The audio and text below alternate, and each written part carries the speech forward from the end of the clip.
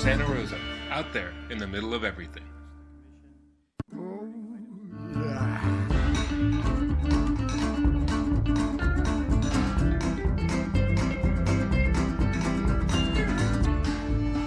Santa Rosa, out there in the middle of everything.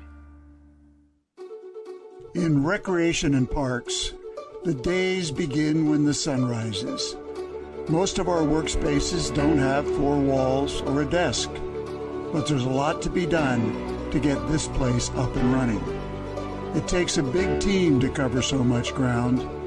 Each space is unique, requiring its own special method of care and service. And it's of utmost importance to see that it happens each day, because our workspace is your leisure space. And it includes 950 acres of Santa Rosa. It's the parks, the trees, the fields, the trails, special gathering places, community spaces, and it belongs to everyone.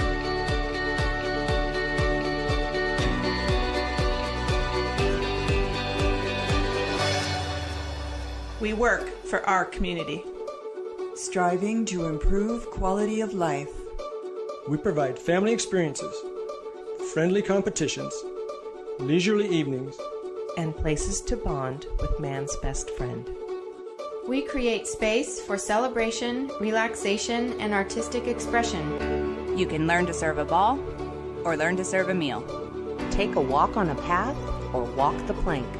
We've got beautiful settings, space to show off our history. We have room to roam, to roll, or to run. We allow for the silly, the serious, the cool. We offer countless ways to work on your health. We keep our youth safe and teach them to keep others safe.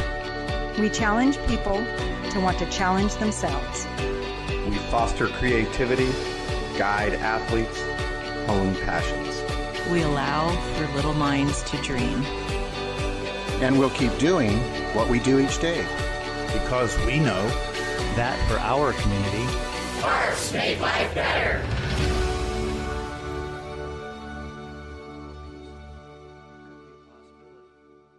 Someone at the meeting said, well, you have to know the numbers. What do you know about this?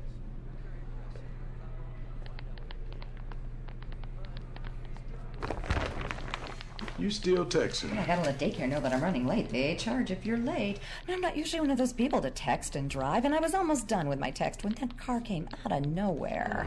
You still veered in oncoming traffic. And that text message, it never got through. One text or call could wreck it all.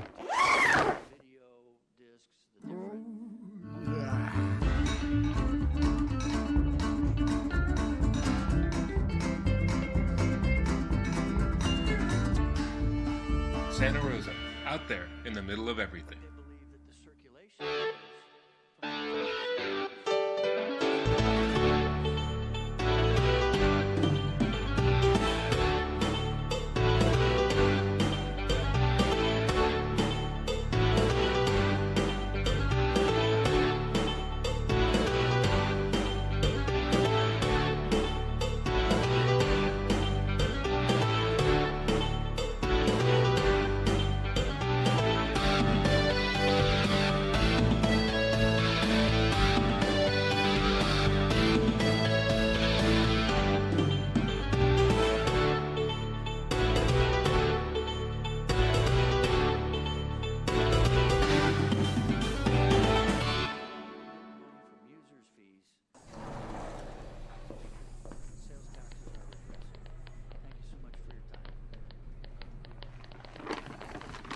You still texting? Is this a real morgue? Yep. Shut up. Like with real dead people. Ooh, I gotta text Ashley. Ashley identified you when you wrapped your car around that light pole because you was caring more about that thing than the road. I knew she liked me. Not anymore. No text message is worth a life.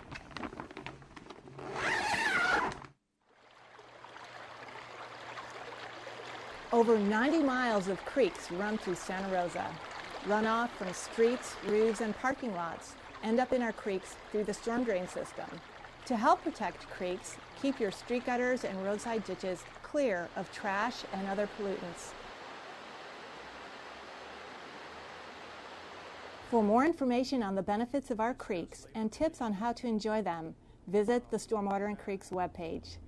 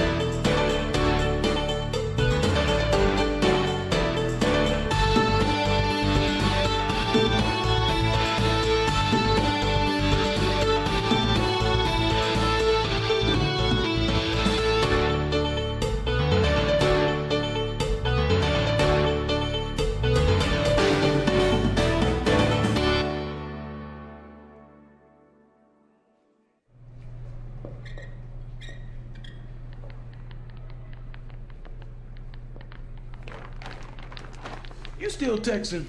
Busy. Where we at? County morgue? Not on my schedule. You scheduled it when you T-boned that minivan and sent 2 people to the hospital. Guess you was paying more attention to that thing than the road. Making sure my wife picks up my suit. Sounds like a text message that just couldn't wait. Texting and driving. A killer combination.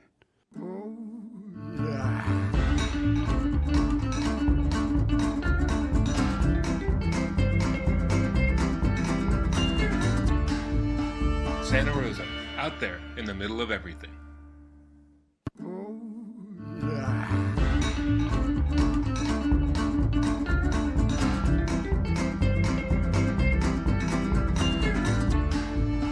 Santa Rosa, out there in the middle of everything. In recreation and parks, the days begin when the sun rises. Most of our workspaces don't have 4 walls or a desk, but there's a lot to be done to get this place up and running. It takes a big team to cover so much ground. Each space is unique, requiring its own special method of care and service. And it's of utmost importance to see that it happens each day, because our workspace is your leisure space. And it includes 950 acres of Santa Rosa. It's the parks, the trees, the fields, the trails, special gathering places, community spaces, and it belongs to everyone.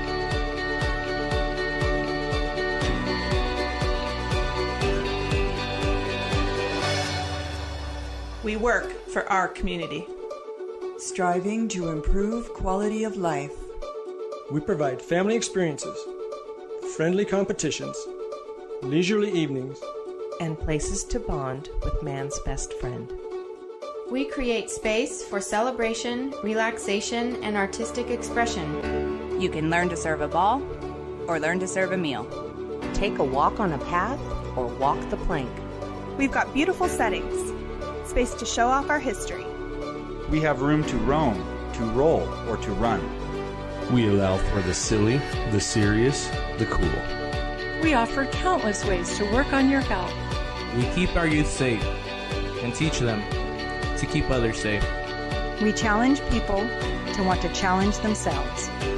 We foster creativity, guide athletes, hone passions. We allow for little minds to dream. And we'll keep doing what we do each day. Because we know That for our community. Parks make life better.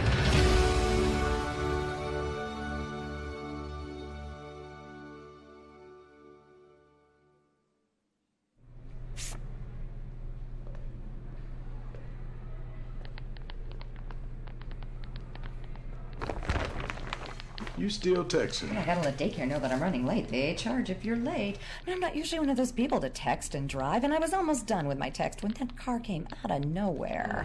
You still appeared in oncoming traffic. And that text message, it never got through. One text or call could wreck it all.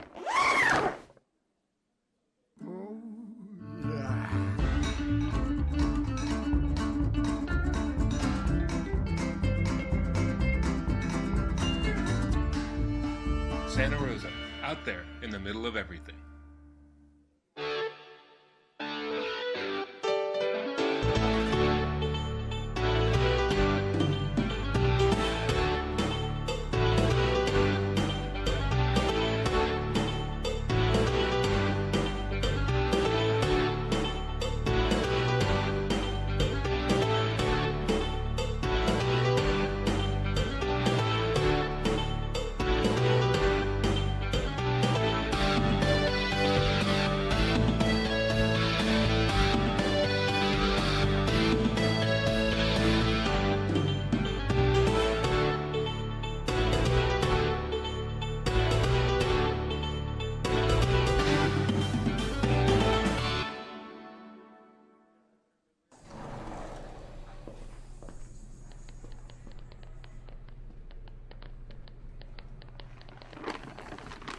You still texting? Is this a real morgue? Yep. Shut up. Like with real dead people. Ooh, I gotta text Ashley. Ashley identified you when you wrapped your car around that light pole because you was caring more about that thing than the road. I knew she liked me. Not anymore. No text message is worth a life.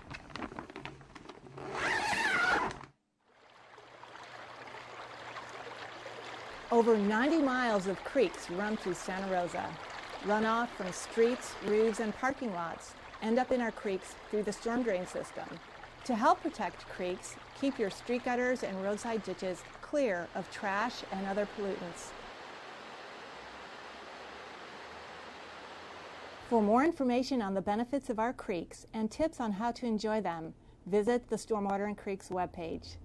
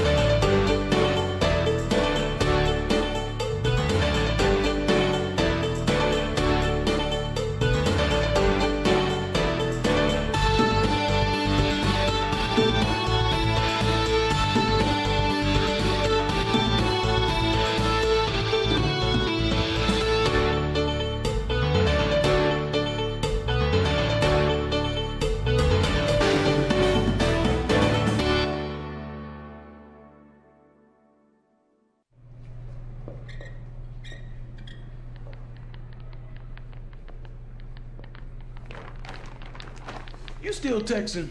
Busy. Where we at? County morgue? Not on my schedule. You scheduled it when you T-boned that minivan and sent 2 people to the hospital. Guess you was paying more attention to that thing than the road. Making sure my wife picks up my suit. Sounds like a text message that just couldn't wait. texting and driving. A killer combination.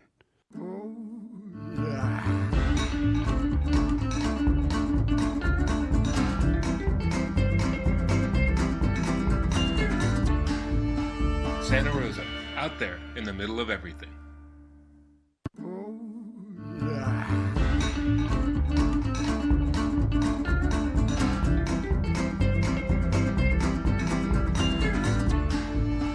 Santa Rosa, out there in the middle of everything. In recreation and parks, the days begin when the sun rises. Most of our workspaces don't have four walls or a desk, but there's a lot to be done to get this place up and running. It takes a big team to cover so much ground. Each space is unique, requiring its own special method of care and service. And it's of utmost importance to see that it happens each day, because our workspace is your leisure space. And it includes 950 acres of Santa Rosa. It's the parks, the trees, the fields, the trails, special gathering places, community spaces, and it belongs to everyone.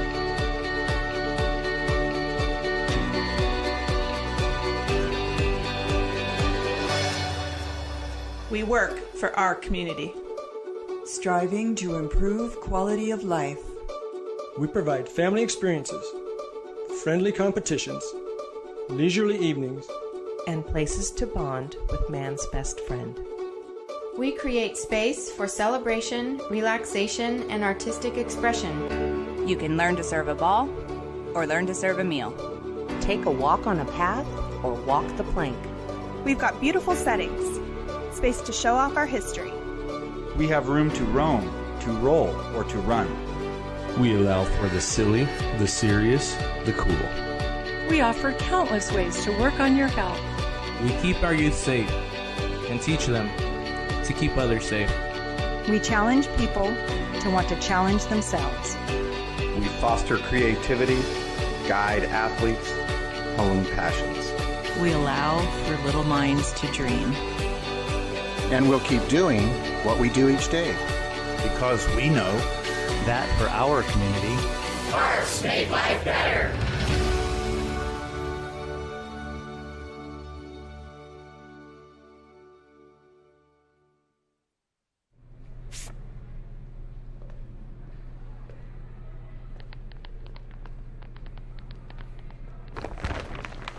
You still texting? I gotta let daycare know that I'm running late. They charge if you're late. And I'm not usually one of those people to text and drive, and I was almost done with my text when that car came out of nowhere.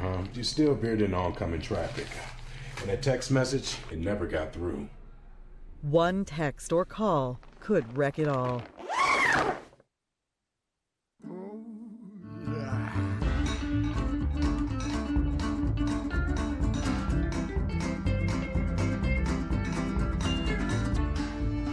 Santa Rosa, out there in the middle of everything.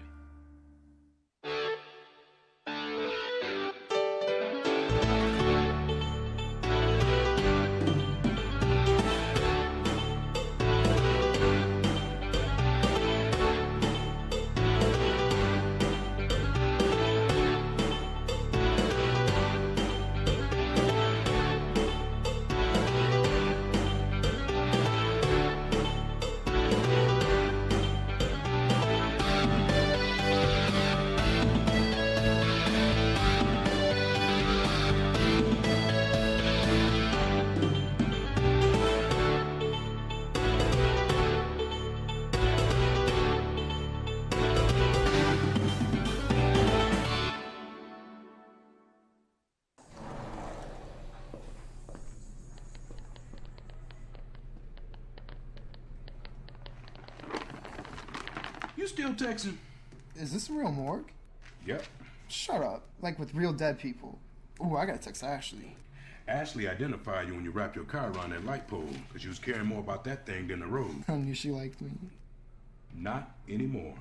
No text message is worth a life.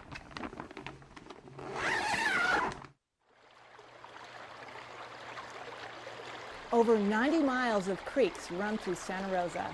runoff from streets, roofs, and parking lots end up in our creeks through the storm drain system. To help protect creeks, keep your street gutters and roadside ditches clear of trash and other pollutants. For more information on the benefits of our creeks and tips on how to enjoy them, visit the Stormwater and Creeks webpage.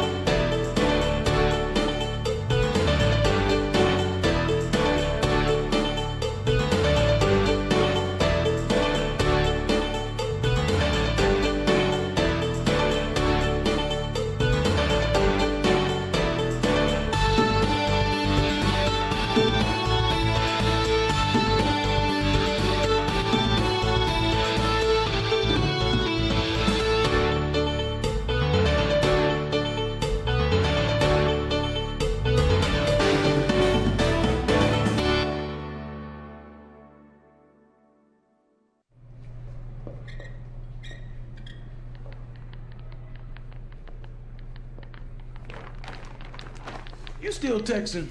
Busy. Where we at? County morgue? Not on my schedule. You scheduled it when you T-boned that minivan and sent 2 people to the hospital. Guess you was paying more attention to that thing than the road. Making sure my wife picks up my suit. Sounds like a text message that just couldn't wait. Texting and driving. A killer combination.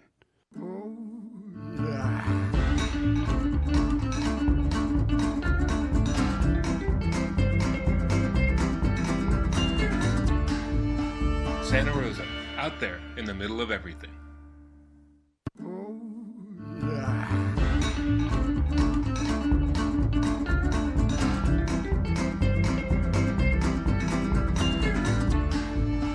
Santa Rosa, out there in the middle of everything.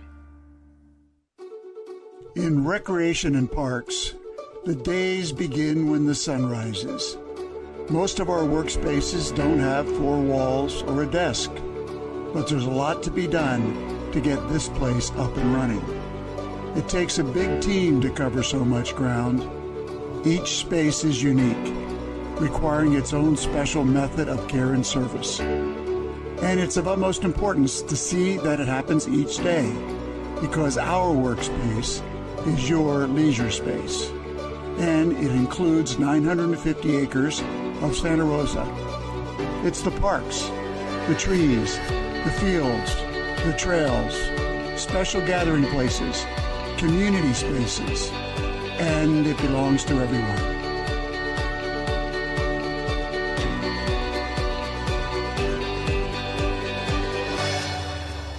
We work for our community, striving to improve quality of life.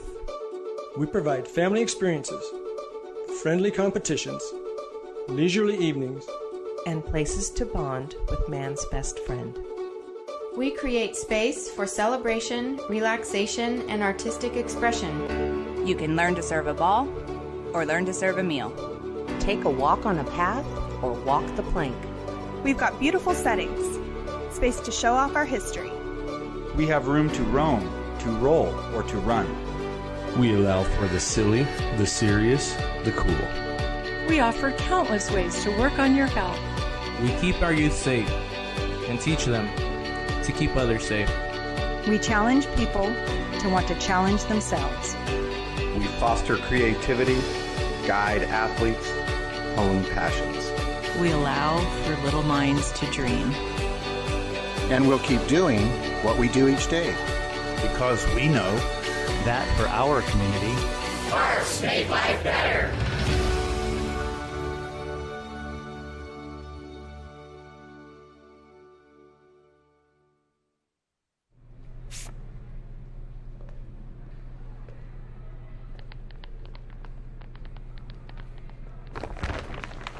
You still texting? I gotta let daycare know that I'm running late. They charge if you're late. And I'm not usually one of those people to text and drive, and I was almost done with my text when that car came out of nowhere.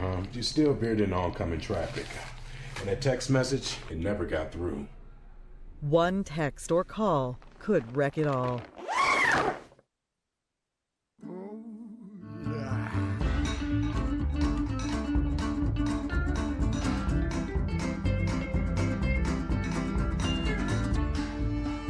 Santa Rosa, out there in the middle of everything.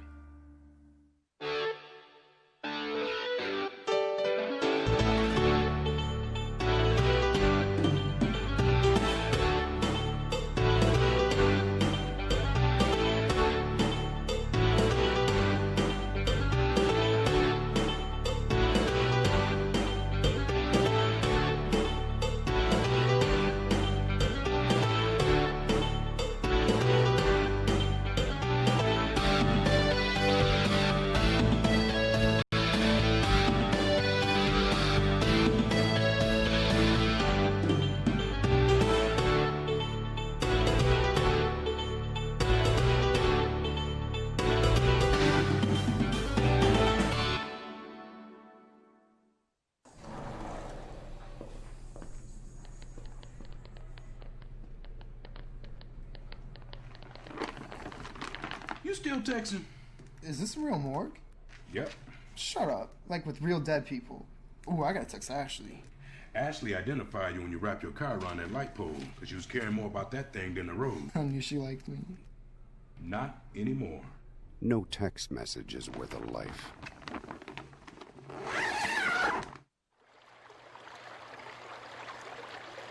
Over 90 miles of creeks run through Santa Rosa. Runoff from streets, roofs, and parking lots end up in our creeks through the storm drain system. To help protect creeks, keep your street gutters and roadside ditches clear of trash and other pollutants.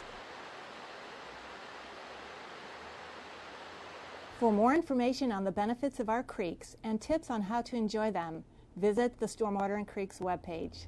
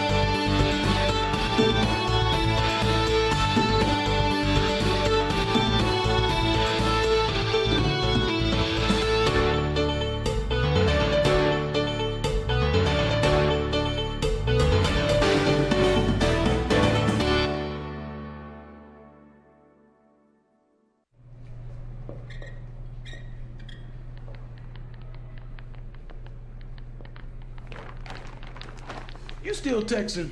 Busy. Where we at? County morgue? Not on my schedule. You scheduled it when you T-boned that minivan and sent 2 people to the hospital. Guess you was paying more attention to that thing than the road. Making sure my wife picks up my suit. Sounds like a text message that just couldn't wait.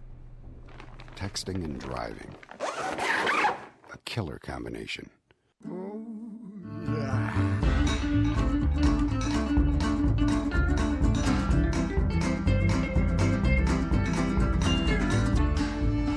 Santa Rosa, out there in the middle of everything.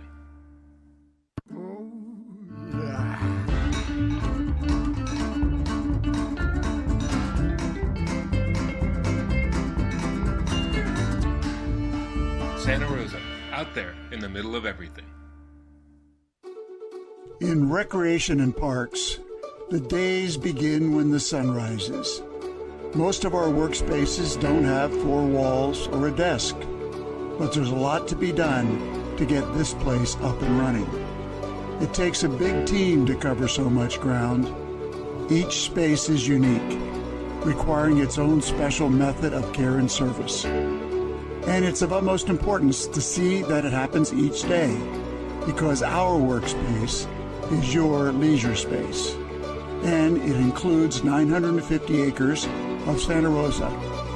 It's the parks, the trees, the fields, the trails, special gathering places, community spaces, and it belongs to everyone.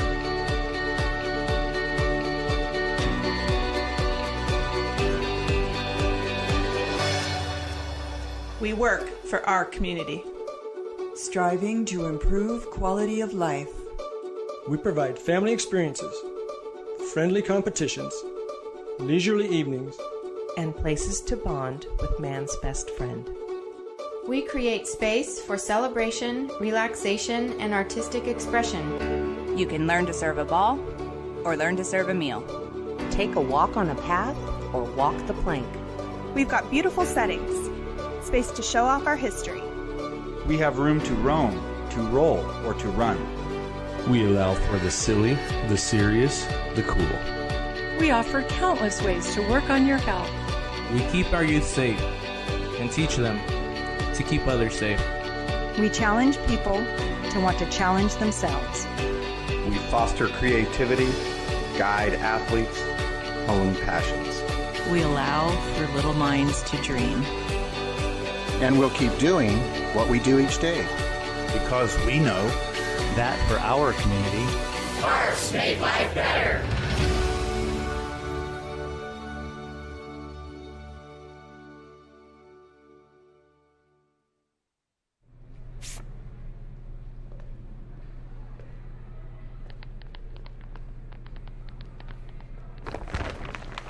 You still texting? I gotta let daycare know that I'm running late. They charge if you're late. And I'm not usually one of those people to text and drive, and I was almost done with my text when that car came out of nowhere. You still veered in oncoming traffic. And that text message, it never got through. One text or call could wreck it all.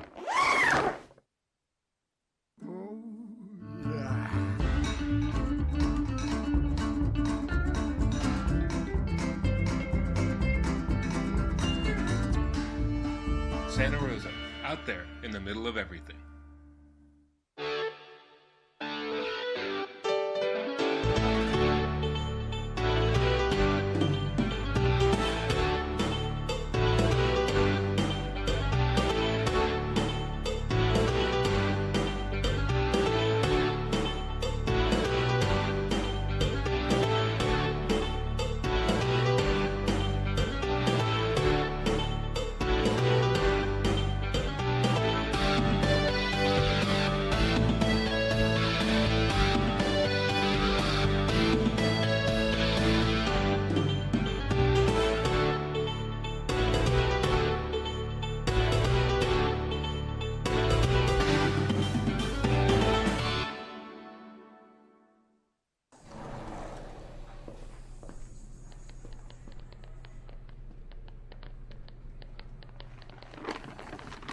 You still texting?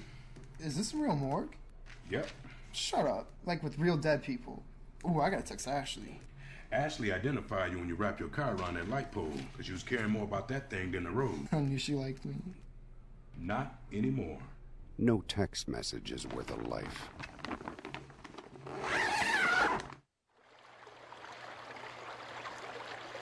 Over 90 miles of creeks run through Santa Rosa.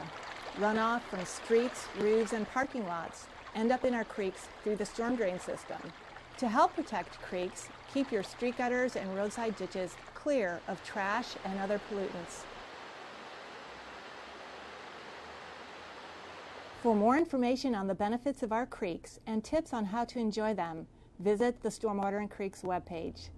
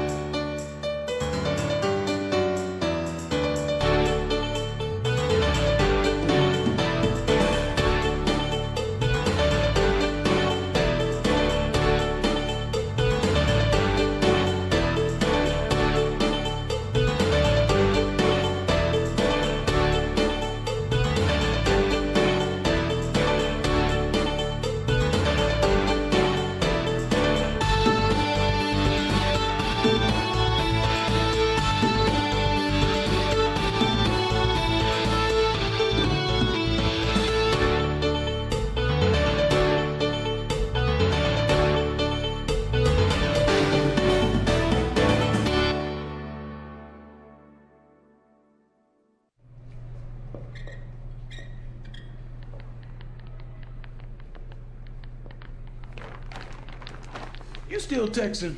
Busy. Where we at? County morgue? Not on my schedule. You scheduled it when you T-boned that minivan and sent 2 people to the hospital. Guess you was paying more attention to that thing than the road. Making sure my wife picks up my suit. Sounds like a text message that just couldn't wait. Texting and driving. A killer combination.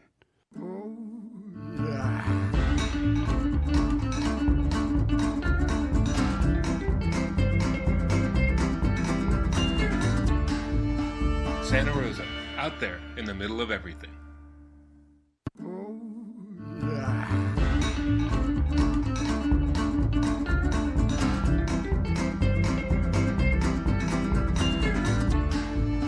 Santa Rosa, out there in the middle of everything.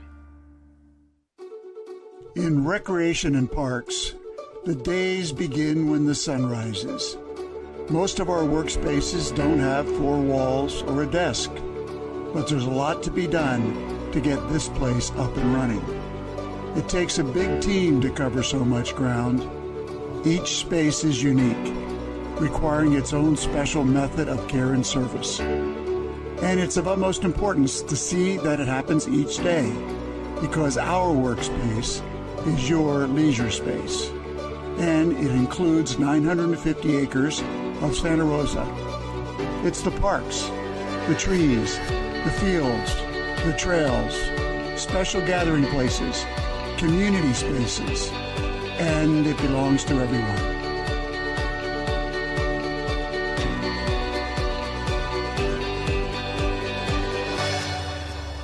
We work for our community, striving to improve quality of life.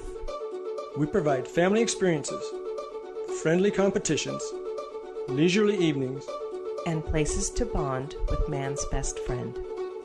We create space for celebration, relaxation, and artistic expression. You can learn to serve a ball or learn to serve a meal.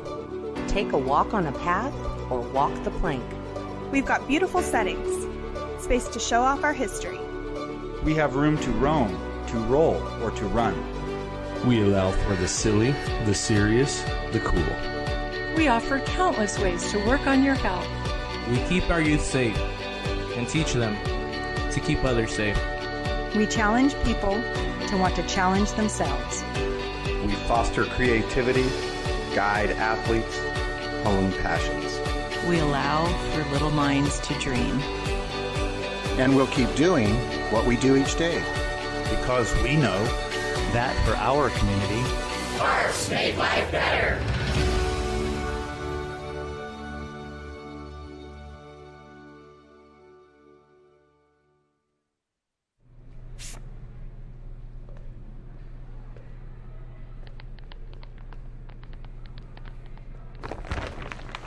You still texting? I gotta let daycare know that I'm running late. They charge if you're late. And I'm not usually one of those people to text and drive, and I was almost done with my text when that car came out of nowhere. You still veered in oncoming traffic. And that text message, it never got through. One text or call could wreck it all.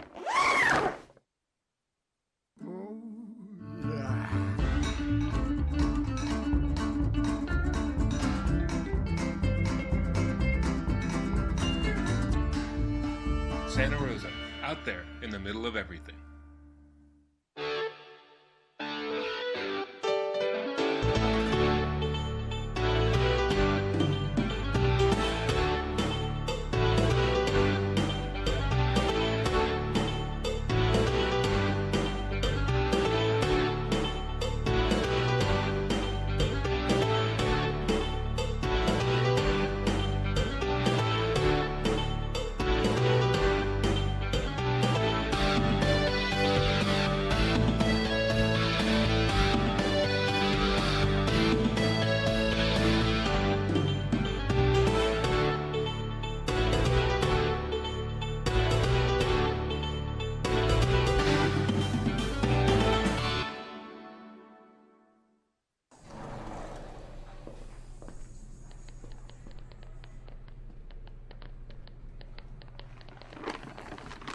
You still texting? Is this a real morgue? Yep. Shut up. Like with real dead people. Ooh, I gotta text Ashley. Ashley identified you when you wrapped your car around that light pole because you was caring more about that thing than the road. I knew she liked me. Not anymore. No text message is worth a life.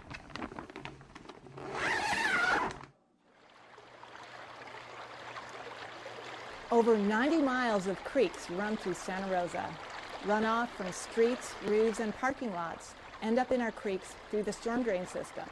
To help protect creeks, keep your street gutters and roadside ditches clear of trash and other pollutants. For more information on the benefits of our creeks and tips on how to enjoy them, visit the Stormwater and Creeks webpage.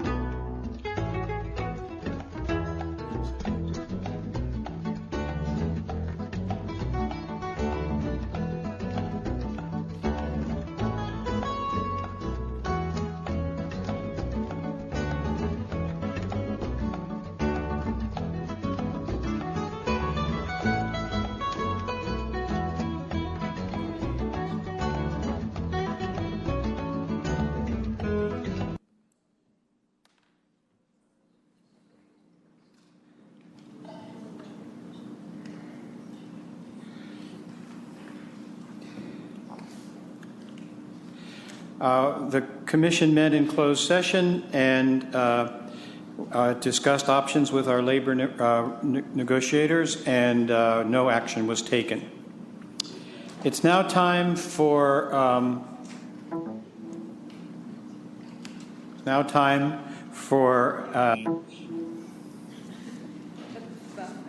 something.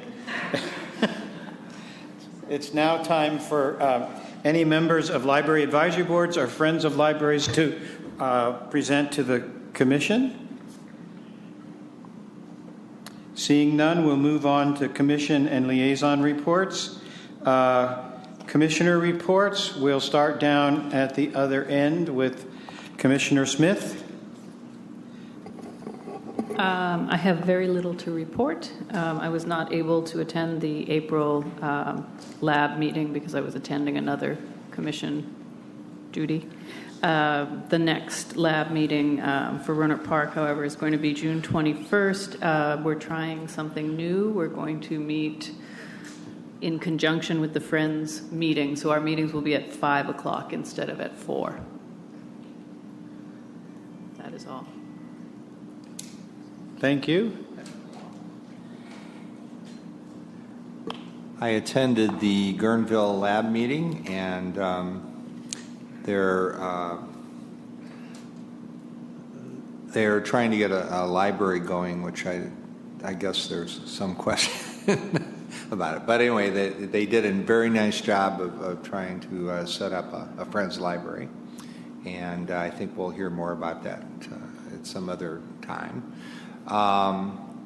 And they are getting the word out. They have a speakers bureau going, and they seem to be enthusiastic. Now, they did have a list. Well, one of the members had a list of things that they wanted the commissioners to answer to, and so I spent some time trying to answer. And I made it very clear it was for myself. It wasn't for the commission in general, but anyway, I think, and Brett was at the meeting, and I think I think we had a good understanding at the end of it, and people understood. There was one member of the lab that was a little disturbed about our timing and our closed sessions and not coming back, and she waited a long time, and I'm not quite sure if that was true, but there was kind of a complaint about that. So, but as long as we start back on time and it's clear in the agenda, I think that would answer that issue. So,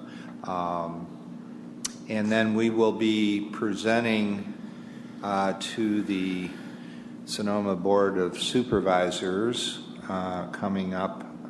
Let's see, I'm not getting the date right here. I believe it's coming the 17th. 15th. Yeah. Well, see, I should know that. The 21st of June.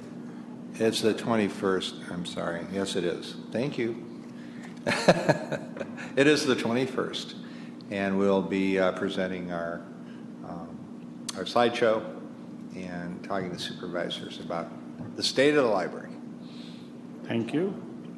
It starts at 9 a.m. and I have not seen the agenda yet, so I don't know, but I can certainly pass that out when I get the agenda. So I guess it's kind of important.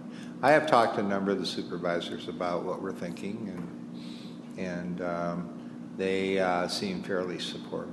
I did talk to Supervisor Rabbit, and he seemed supportive, so that's good.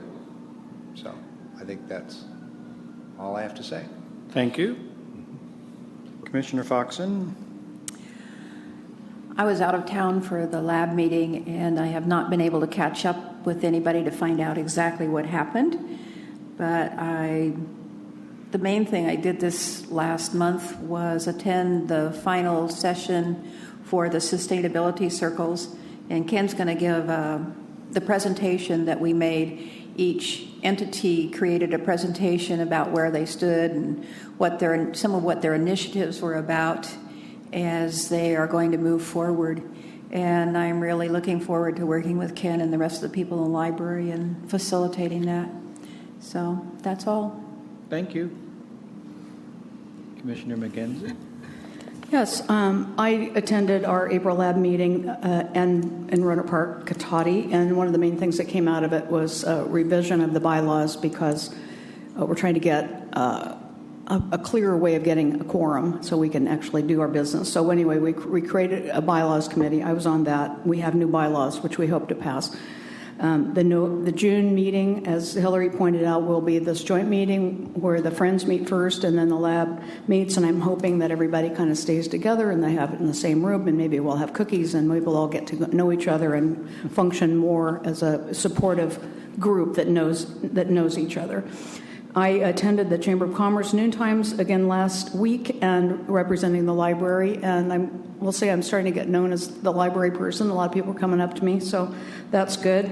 I had a lot of fun on Saturday. We had a pool opening. The Benicia Pool in Roanoke Park was completely remodeled and redone and beautiful, and I was asked to be a judge of the biggest splash contest, and so there was the mayor and the library commissioner and the one of the Parks and Rec folks. So we got a little publicity. Mentioned the library that way. It was a lot of fun. I did my presentation to our Roanoke Park Chamber, Roanoke Park City Council on May the 10th. Vicki Turbovich came with me. I think it was well received. We went through Reese's slides, were really good. And Vicki then added about 4 slides at the end about some of the technology. So, Hoopla, the app, Mango, I think maybe anyway, it was good. This was a nice mixture and we kind of change of pace by having the two of us there. I got some good feedback on that. I am going to be at the library, Roanoke Park Library, on Wednesday night. When we open the book sale, the Friends book sale, we're going to have another membership drive. And so I got stuck with a membership table. So we're going to see if we can expand the membership. You have to be a member to come into the opening night. It's $5 for the whole year. Anyway, we got 40 or more people last time. So we're hoping for that many more this time. We now have a really cool sheet of all the cool things that the Friends of the Library have done for the library in the past year. We didn't used to have that. One of our new Friends members have prepared that. So I think it's really impressive. We're going to hand that out with the membership.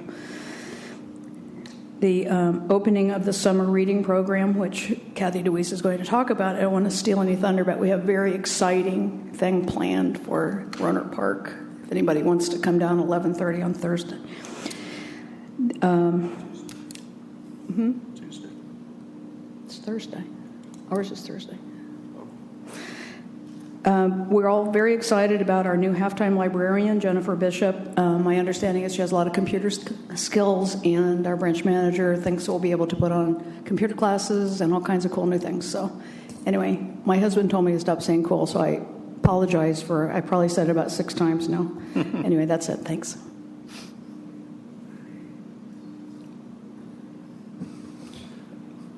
Okay, last Saturday was the Lego Saturday in Windsor. We had a full forum of kids building Legos. Everybody's all excited about the summer reading program starting tomorrow. Several women in the Friends group have made a quilt with the sports-themed fabric, and that'll be raffled off to raise money for the Friends. The Friends will be doing book sales at the farmers market on Sunday, about one Sunday a month. The next one will be Father's Day. And Windsor's Concerts on the Green start this Thursday night. So the concert starts at 6, and there's a lot of food trucks and things to buy dinner with. It's great fun. That's it.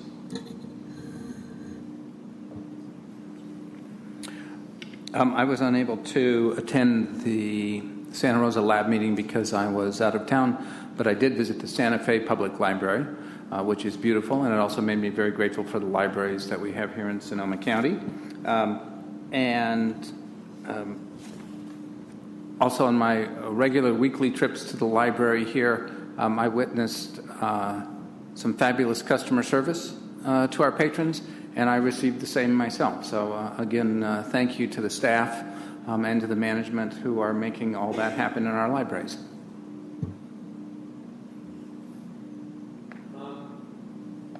I attended the lab meeting this week, and Brett was there, and it looks like the committee reviewed the operating bylaws of the meeting. For the lab. I just returned. I didn't know I was going to be here tonight, but I just returned from a very interesting presentation with John, the manager, and Charity, the children's librarian. We presented our agenda for anyway, the presentation for the library. The name's escaping me now. It's okay. It's okay. Everybody understands what I'm saying? And it was actually John that had the idea. And so we were like a tag team. And I could tell that the whole council was very engaged, as was the audience. So that went off really well, and that's fun. And I think that will be a model that we'll use, and it builds teamwork nicely because everybody's got a sense of what's going on. We also had a very interesting homeless artwork presentation, very similar to what Rebecca did, and we had a pretty good turnout. And then I guess it was last Saturday, they had a big hoopla at one of the galleries, and all the stuff was there for sale. We bought 2 pieces that'll be put up in the Healdsburg Library. I saw Reese there, and quite a few people there I saw supporting it. And on our lab, it looks like we have a new millennial member. It's not a done deal, but it's a pretty good deal if it happens. And she's lively, and I think we just got to go. She's got to go through the process of being validated, and she's actually worked for the Chamber of Commerce. That's it from Healdsburg.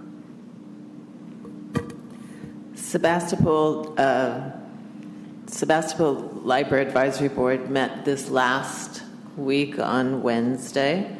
And we actually had a member of the public for the first time in a long time come and comment to us. Tui Wilshinsky, who also he spends a lot of time tutoring students in the library, so he's there frequently, made a request that the commission and the director restore hours of operations to include more hours on Monday, more evenings, more hours on Saturdays, and opening on Sundays. So there was some discussion around that and what was coming up for the library to try to do that. I think that he will be a great spokesperson to a lot of people about the need for increased revenue. There was some discussion about outreach that has been done. There was a lot of success with the library booth at the Apple Blossom Festival in April. Plans were discussed to have some library advisory board members go to the June Farmers Market. And there was also discussion as to whether we should expand that outreach to the Thursday street festivals at the Barlow, which sounded very fun.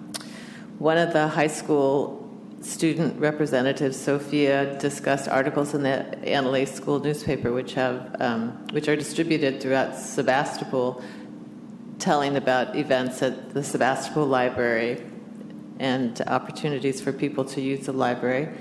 Matthew Rose met with Rosalie Abbott of the Annalee High School Library, and they talked about how we could collaborate, the library could collaborate with Annalee High School to make the library more accessible to students and useful.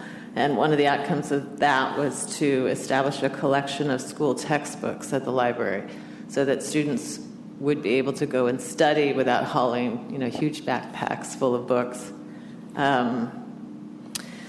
They also discussed some of the obstacles that students have to accessing the library, which includes fines and fees as a hurdle at times. There are some exciting events happening soon at the library, one of which is the Argentine Tango, which will be on June 8th, this Wednesday. And that has gone around to a few different branches, but it's coming to Sebastopol. So if anybody likes to tango, they're setting up the forum rooms for this demonstration. The Friends book sale happened in May and netted a little over $4,000. They had the annual Friends of the Library meeting on May 21st, and they had a keynote speaker was a Charles Schultz studio artist who made the presentation and demonstrated drawing how to draw the Peanuts way. And sadly, they said that I was told at this meeting, reporting on it because I missed the Friends annual meeting, that Sally is really Charlie Brown, but with hair. So now I can't look at the strip without thinking of that. So now you can all do that too. Thank you. And then if you get a chance to come to Sebastopol, check out the landscaping around the library. It's really looking lovely. Thank you. I spoke to the Petaluma City Council on the 26th of May. I have heard that it went well. I didn't feel it went well, but I heard that it went well. I would like to give special thanks to Reese because I got a phone call in the middle of Times Square that the slideshow wasn't working, and I called Reese and said, and so she worked with the city clerk to make it work, so thank you, Reese. The computer dojo, coding dojo program I visited it accidentally, and it was quite exciting to see all these kids in front of their screens writing code. It's a program that's basically geared at this point, I think, for homeschoolers and other people, and so that's an exciting thing happening in Petaluma. I'd also like to announce that I am holding a meeting, we're calling a meeting this Friday at 1 o'clock at the Central of the committee chairs and the vice chair to kind of just review the year and to think about the future. It's not an ad hoc committee. It's not a standing committee. It may become a standing committee as an executive committee. I'm not sure, but in the interest of open meetings, I want to just announce that we're planning to have that meeting. That's the end of the reports as I see them. Now we'll go on to committee and liaison report, Director Evaluation Committee. The Directors Evaluation Committee met at the end of May and again today to complete the Director's evaluation. The evaluation has been completed and will be available for commissioners to review with Patrick at some point when Patrick is available. We are planning a closed session meeting with the full commission in July to plan the next evaluation cycle. And we'll be talking with the director about goals for the next year in the coming month, and then with the commission in July. Thank you. By the way, what I'm going to do I'll ask for public comment at the end of the reports if there's any that people want to make comments about. Finance? Yes, the Finance Committee met on May 16th in the Central Library Conference Room. Commissioners McKenzie, Whistler, Grill, and CFO Neiman were in attendance. Director Lear was absent. Commissioner Neff also attended by phone. No members of the public attended. The committee reviewed the monthly finance reports. Our April tax revenue has been received. Yay. Our only expense exceeding $25,000 in April was the PG&E bill, which has been typical. CFO Neiman reported that he has plans in the works regarding energy savings, and he'll be coordinating with the new facilities manager who begins working on July 11th. The committee discussed the current fund balance policy at length, and in particular the fund balance percentages, which we are currently exceeding. The goal would be to have the policy and the actual fund balances be more in line. CFO Newman will bring some specific suggestions to the committee next month for further discussion. CFO Neiman reported that the RFP for the next audit will be mailed on Wednesday, May 18th, and the Finance Committee will probably be meeting with about 3 of the top finalists that look the best in terms of the responses to the RFP at our June meeting, and we will help make a recommendation on the selection of the next auditor. The next meeting, the Finance Committee, will be on June 20th as regularly scheduled. Thank you. Thank you. Public Relations? We met this afternoon and began the process of laying the foundation for a media outreach plan or a community outreach plan for the Commission that we hope will help guide commissioners in approaching the community and the media, et cetera. Discussing laying some, doing an open house for community leaders put on by the Commission, and some other things that we hope will get the Commission out there a little more than we have been. This is part a short-term plan and part a long-term plan. So because advocacy and visibility never ends, we need to be out there all the time. And we hope that by doing this, it will help the commissioners achieve this, but also it will give incoming commissioners an idea of what will be expected of them. So that's what we discussed. Thank you. Revenue Enhancement Committee? Okay, we have a PowerPoint. Revenue Enhancement Committee was created, and we were asked at that creation to begin to explore various possible potential revenue streams for the library. It was after Measure M when we were asked to do this, because we needed to know more about what the possibilities were and what we were faced with. In part, this is an answer or hoping to help the library achieve their goal 5, which is financial or fiscal sustainability. And in doing this, we also hope that it will answer some of the public's needs and some of their requests, such as Helena was mentioning earlier about more hours for the library. So this is some of the reasons why we're doing this. Oh, we're supposed to be 2 slides down. I have no way of clicking us through.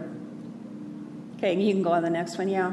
I think we all know, we've seen this slide before, that somewhere a year, 18 months from now, revenue and expenditures are going to meet. And from that point on, expenditures are going to begin to exceed the revenue income as it stands right now. This is even including estimations made for increases in property tax. So, again, we've seen this many times before. And by 2020, there's going to be a wide gap. And it's going to do nothing but get wider unless we figure out something to do. Okay, the next one.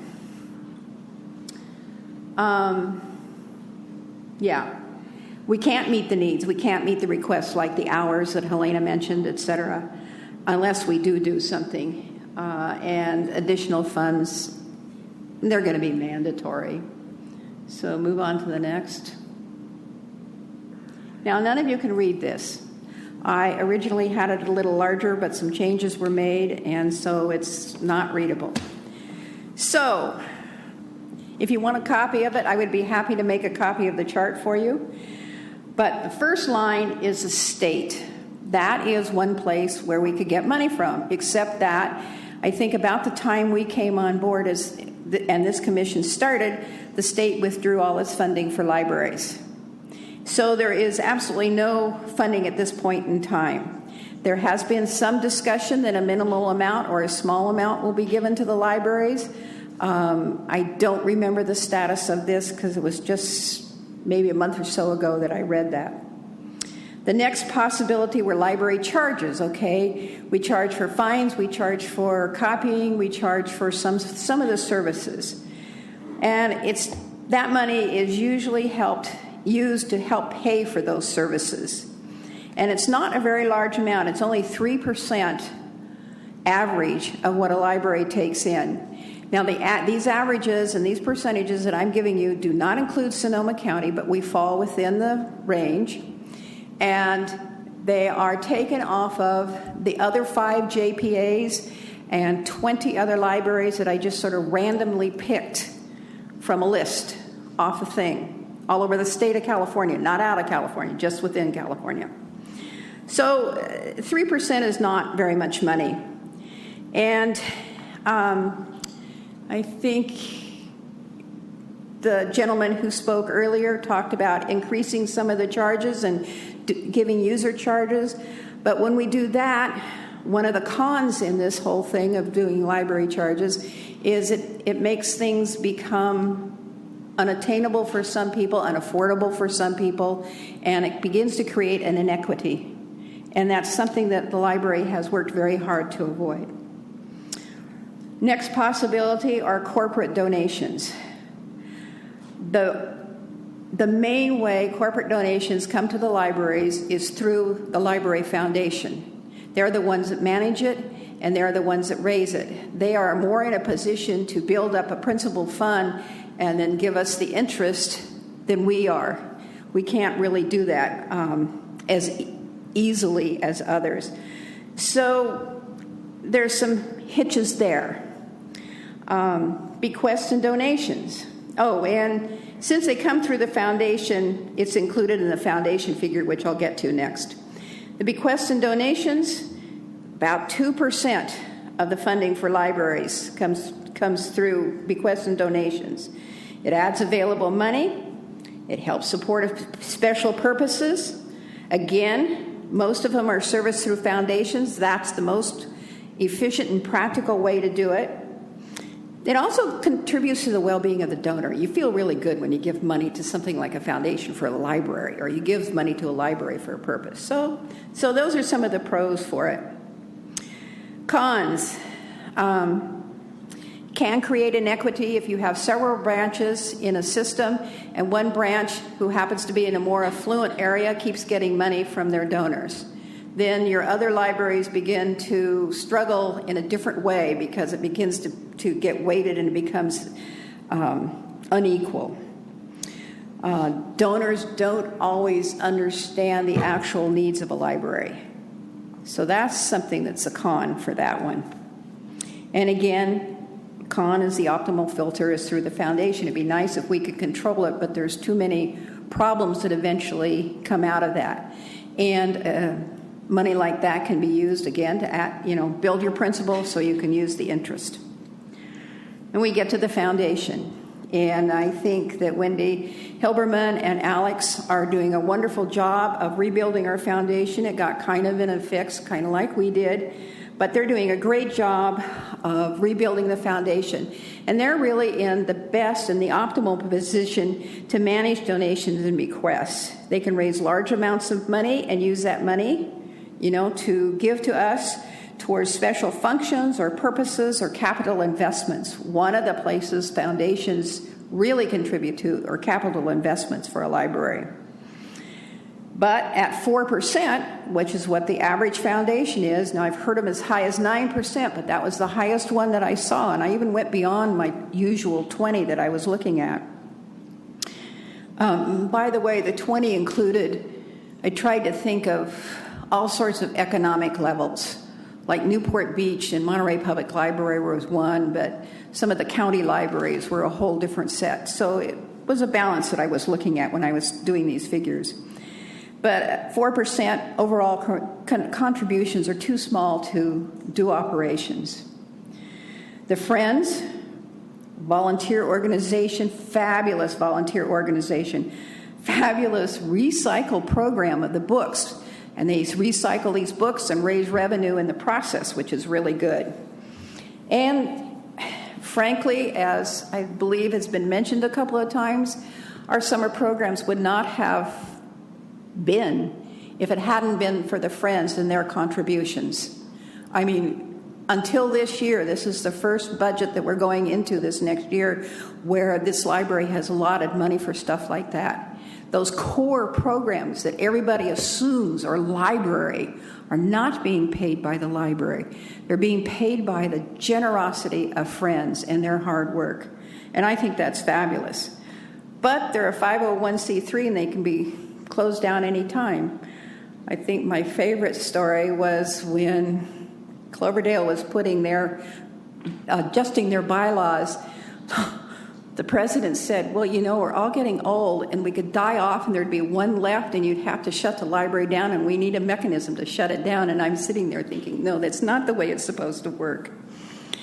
So in any case, but they can be closed down. 501c3 can be closed down. And again, limited funding is too small to support operations. So we get to city and county contributions. And this has been raised several times and it's been explored. There have been a couple of people that were really wanting to look at this very seriously, and valid looking. It is a community-based revenue stream that's very viable. When I looked at the JPAs, well, let me start with the county.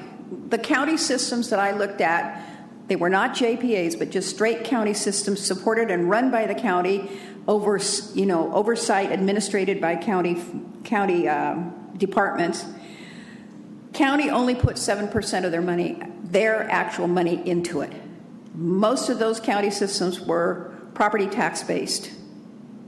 So only 7% of the counties, and usually that was a supplemental because the revenue and the expenditures didn't quite balance, so the county dumped like $100,000 in it to feed it.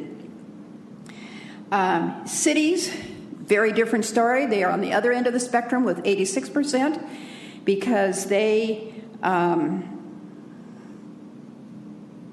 the sole source of the money. City libraries are not special districts. They don't get property taxes. They are a part of the city. So they don't get property taxes. So their money has to come from the city in order to do it. See how much I've learned. It's amazing. County and city combinations. There are a couple of those. And in that case, the cities were the heavier weight, so they had to put more money into it, was the way it worked. And the JPA is at 22%, and I think primary example there, and it kind of explains how city-county systems work, is Sacramento. It's JPA, but it is a whole county system, not like ours, not a JPA like ours. It's just a county that runs all the libraries and the city. And they joined forces, and those two entities made the JPA. And because of that, the city, who doesn't get property taxes, has to put money into it. They do it partly through parcel tax that they collect and partly through their own general fund. But that's only 22%. And as you can see, with the exception of the city and some of your county-city combinations, and again, we're faced with that city issue, none of these are viable ways of really supporting our operations. Okay, so we go to the next slide. And there are four of them. The first one, which is actually the third one down, is general taxes, and I'm going to take that right off the top because it's applicable only to capital investments. And maybe at some point, if we want to build a fantastic library or do something, that might be an option. But at this point in time, we're looking for money to just operate, let alone build a building. So 0% as far as operations go. Nice voter passing thing. You only have to have 50% plus one. Some of them are 55%. So that's nice, and they do fund capital projects. But as I said, no money for operations. So we're at property taxes, which is where most of us are. It's where most of our money comes. Well over 90% comes from property taxes. It's based on the value of the property. But in actuality, if you take out ours from the JPAs and you look down the list, and I'm going only with the ones with property taxes, only 67% of their budget comes from property taxes. Most of them have some other form of support. It can be a parcel tax, could be a sales tax, something. Sometimes it's the city and counties that are filling in. But it is another form. And this property taxes, they're locked in by Proposition 13. I think most of us know what Proposition 13 is. I happened to vote against it many thousands of years ago, but it didn't work. But in Proposition 13, special districts get a portion of the property tax. In our case, it's 22.5 cents per $1,000. So that's where we get the majority of our money from. Problem with this is the variable values. If the property's value goes down, our money goes down. And when they were originally set up, they were set up in mid-1970s values when bread was 33 cents a loaf, when gas was 77 cents a gallon, and when you could buy a car for $4,000. I mean, and we're in these expenses today, different thinking. The other thing that influenced the libraries and the property taxes was libraries are very community-oriented. They are good stewards of their money, and generally speaking, they take good care of the money.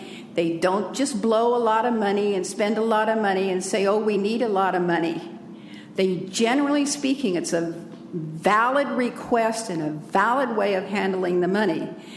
And consequently, when the things were set up, because they are conservative, they got a smaller rate than those who were just blowing their money, because it was based on 3 years of expenses between 76 and 78. So there you are. Libraries got I won't say entirely the short end of the stick, but they certainly didn't get as much as some of them who were not quite conservative.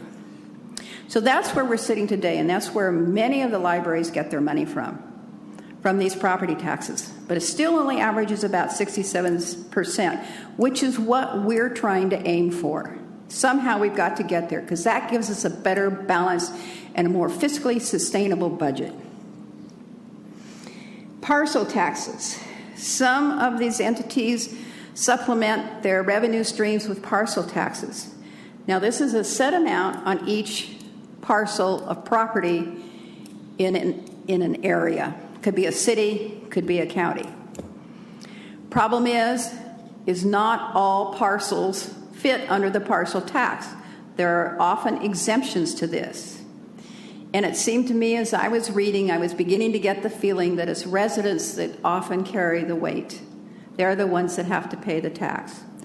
Good thing about this tax is it's a set amount despite what's happening in the economy out there. If it's $12, if it's $36, if it's $98, and I've heard all three of those prices in the parcel tax stream, it's there. Doesn't matter what's happening to your property. It's there. And it continues until, if there's a sunset, until the sunset happens. It's the property owners that have to pay it. Now, in Sonoma County, I heard the other day that 40% of the residents in Sonoma County rent. And you know that those property owners are passing all their costs on to their renters. So the property owners don't have to pay, and the renters do. More often than not, renters are the people who really can't afford to buy a house, but they're ones that are paying. So inequity is set up right there, at least in my mind it is. Another thing against parcel taxes that's kind of questionable is that it's a 2/3 vote. Has to pass by a 2/3 vote. Oftentimes they also have sunsets. In fact, most commonly they do. Okay, so the final ones are sales taxes, and that's what we tried for in Measure M. We tried for an 8-cent sales tax. It's applied to all. In my mind, it's an equitable assessment. If you can only afford to buy $400 worth of sales taxable goods, or taxable goods, I guess I should say, you only have 50 cents added to your $400 that will come to the library. And that's not much money. It's not hurting you badly. If you buy $20,000 worth of taxable goods, $25 is added on to that $20,000 that would come to the library. So it's to me, one of the most equitable things.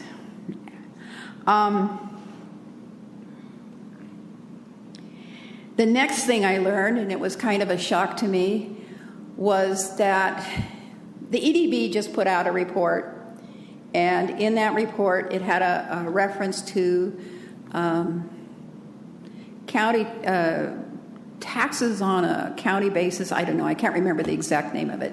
But it was talking about what sales tax and taxes bring to the county through tourism. And when I started digging, got down to it, $69 million in sales tax comes to Sonoma County in total. 2/3 of that, $48 million, come from tourists. The other $21 million comes from those of us who have everyday purchases that we make. And that totally shocked me.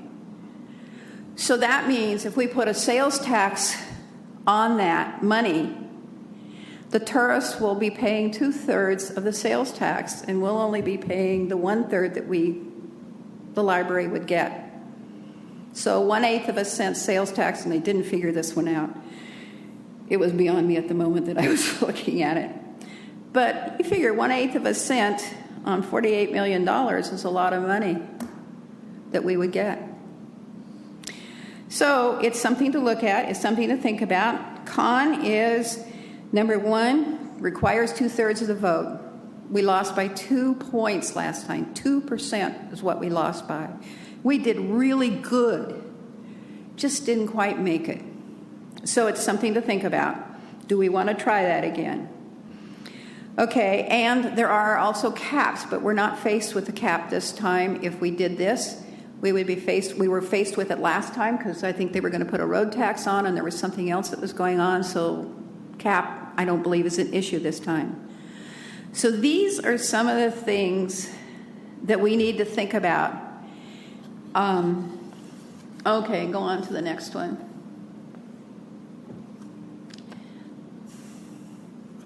I want you to know I didn't write this slide up. No funds can be taken away by the state if we do a sales tax or if we do any tax, because we are an entity in and of ourselves. We are not controlled by anybody else. We are not controlled by the county or any of the cities that we are in or related to. The money would be solely under used at our discretion. And they would only be used for the libraries. So, the Revenue Enhancement Committee, flip to the next slide, recommends that the Sonoma County Library Commission place an 1/8 of a cent sales tax revenue measure on the November 2016 ballot. And these funds will be used to maintain and restore and enhance library services to address the needs of Sonoma County residents. And this is our recommendation. It took us a year of plodding through all the information we could find on this, looking at grants, looking at different things and how they fed into the system. And this is still the most viable. I believe, if I remember correctly, and when we were polling for the measure in 2014, this was the one item that residents polled positive for. It was the most acceptable avenue. Okay, Brett, is there anything you can add to this? No, that was very thorough. Thank you. I think, what you've conveyed is consistent with what we're hearing from the public. As you mentioned, the public survey that we did last November, the 1/8 cent sales tax had a 78% likely or very likely affirmation from the public. And, as I go around with the Speakers Bureau, we just did a mailing. We've gotten 3,000 responses to that mailing. And, the public, they are saying that they love our staff, but they also want to see more library hours, more books. more reading clubs, more educational opportunities for kids. So certainly the demand is out there for improved library services, and right now we're not able to meet that demand because of our funding. So what I would like to suggest or ask of the chair is that this be placed on the agenda for July meeting so that we can discuss it. I hope that this gave some of you something to think about between now and then, so you can have questions to ask or talk about. And then after our discussion, we can decide where to go from there. Thank you. What I'd like to do right now is ask each commissioner basically what their thoughts are at this point regarding this recommendation. I might add that when's the next the survey? We'll do a tracking survey, which is a slightly more brief survey than we did in November. We'll be doing that in the next couple weeks. Godby Research will do that for us again. And those results will be available by the July meeting? Yeah, so there will be a presentation at the July Commission meeting with the survey results. Good. Okay. And I personally think that will be good timing because we'll have the survey results and, we'll add to the discussion. Who will be making that presentation? Brian Godby, or Brian, whatever his name is, from Godby Polling. That's who I assume would make it, is Brian Godby, the gentleman that did last time. Thank you. Okay. Are there any commissioners who'd like to speak to this recommendation at this point? Barbara. I would just like to thank Reese for her leadership, her thorough research. She's put incredible amount of time into this, documenting it, leading us all through this for the past couple of years. Committee looked hard at all of these options. People will come up, as the gentleman did tonight, will just, tack some fees onto, the DVDs and you're there. And I think it's abundantly clear that there really isn't any other option. Grants are one time, corporate sponsorship one time. I mean, we need this ongoing stream of revenue, and I feel confident that we've really turned over every stone. We really did the research with Reese's time and energy and leadership on this. So I want to thank her. Other comments from commissioners? I'd just like to say one of the things that I think is important is I think we were caught unawares by 2008 and the drop in income and I think what we're doing now is being as fiscally responsible as we can when we think of that chart and the breakup that's going to be coming down the line, and trying to, number one, meet the needs of the future and enhance the things that we do now so that the library can be even more vital. Any other comments from commissioners? David. I would just like to again thank the Revenue Enhancement Committee for all of the work that they've done. It seems a thorough review of a lot of options that are out there and available to us. And also, I think I would like to thank everyone who has solicited input from the community to find out what their feelings are about this through the polling that we've done. And I'm looking forward to having this discussion at our July meeting. Other commissioners wish to comment? Okay. Thank you, Reese, and committee. It was helpful to have all the pictures up there so we know who you are. All right. We will not have a report from the foundation liaison because she's not here. Is there any public comment on any of the reports from the committees?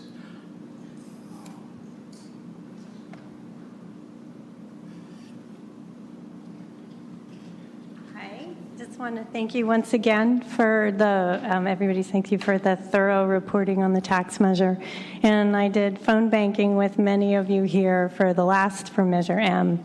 And the response from the public was overwhelming. I mean, people love the library and they were motivated to go out and vote. Many people had already voted for it.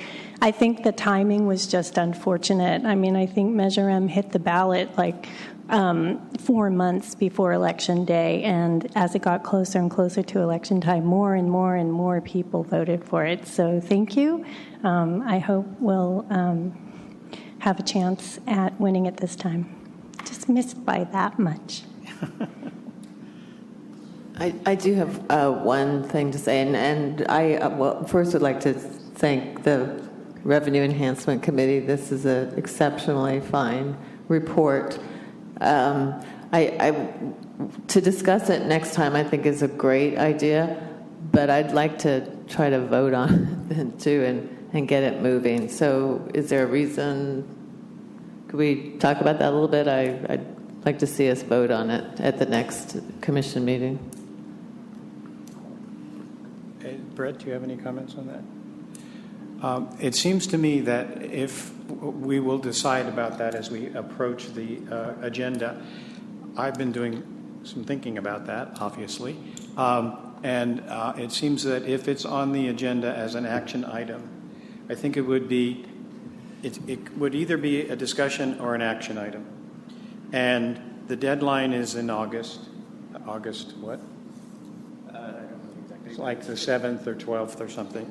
And if it's a discussion item, what I would hope that we would have to discuss, whether it's a discussion item or an action item, would be the language on the ballot, the ballot statement for the voter's handbook, and my only concern would be timing and whether or not the public has enough chance to have input.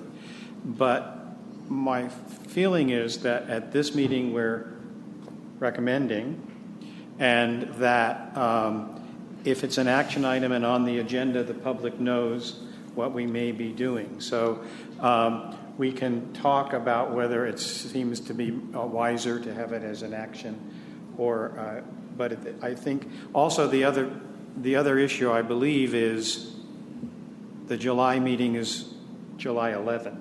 So we're almost halfway into July already with that meeting. So we'll talk about it, but thank you for that comment. Okay, Barbara, did you have something? Yeah, I'd like to second what Helena said, and as an option B, possibly have a special meeting to vote on it. But I agree that we should get this out there before August. Okay. Just as an aside, I did mention that we were thinking about this in my city council presentation, so that I felt that they were alerted to the road we were hopefully going down. All right, any other public comment? There being none that I see, we will move on to the approval of the minutes.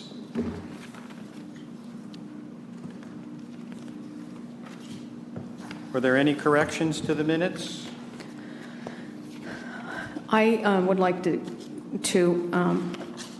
basically correct in some detail, the Finance Committee summary, and I don't want to wordsmith this, ad nauseum, so I kind of wrote up my own version of it, and I could either read it into the record right now, or you could just...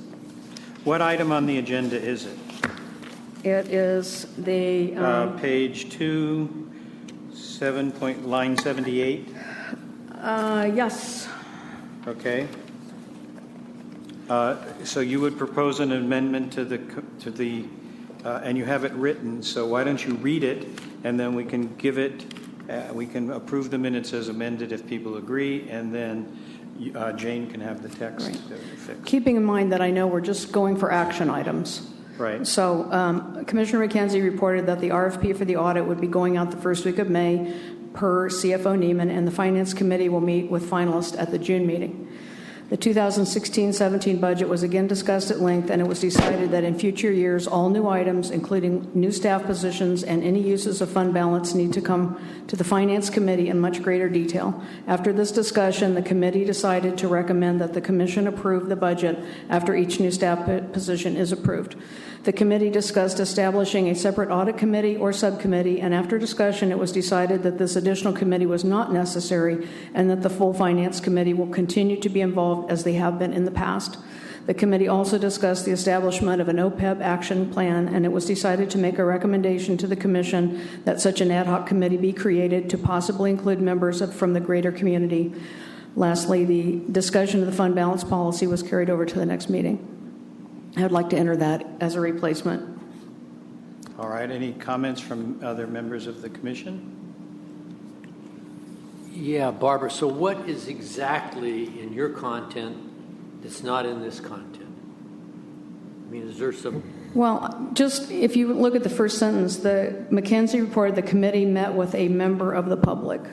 I mean, the fact that a member of the public came to our meeting isn't what I would think is the essential thing to put in here. Okay. And so again, I was, rather than just pick this apart and annoy everyone by spending a lot of time on it, I thought I would just rewrite it and then read it in the minutes and then hand it in. So. All right. Is there a motion to approve the minute? Any more comments? Is there a motion to approve the minutes as amended? I move to approve the minutes as amended. I'll second. Ebright and Heavenridge. All those in favor? Aye. Opposed? What? Abstain? And one abstention. All right. Next, we have the items on the consent calendar. We have 2 items on the consent calendar. Does any commissioner wish to remove any item from the consent calendar for discussion or action? I seeing none, the consent calendar is approved. We'll move on to the discussion items. 11.1. What is that? The director's report. Yes. Well, good evening, everybody.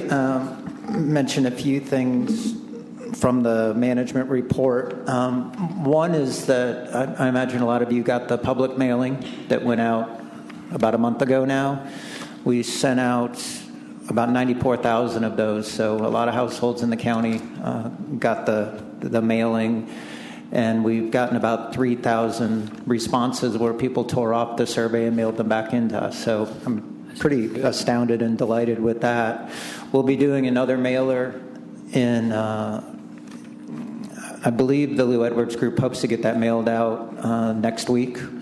And then I'm also sending out a letter to the folks that attended the Advocacy Summit last year, along with other folks that I've added to my mailing list over the months, just kind of giving folks an update on where we are, in contemplating our finances. And then, as I mentioned before, the Godby Research will be out in the field conducting a follow-up public survey in the next couple weeks, and you'll get those results at the July meeting. So quite a bit going on with community outreach. Ken's going to give you a presentation soon on the REV Sustainability Circles process, but I did want to thank him and Reese and Dan Junkins of the Library Foundation for participating in that 6-month process. I thought it was wonderful for us to participate. It was one of our goals already to develop a sustainability action plan, and through participating in that program, it created that product for us. And now it'll, be up to us to implement it. But I think what would have taken us an awful long time to do on ourselves, we were able to do pretty quickly through participating in this program. As always, I'm proud of our summer reading program, so Kathy will talk us through that soon. We're doing summer lunch in the library for the second year this year. Having a lot of people in the community talk about how wonderful they think that is, that we're able to feed children who might go hungry otherwise, while school is out of session.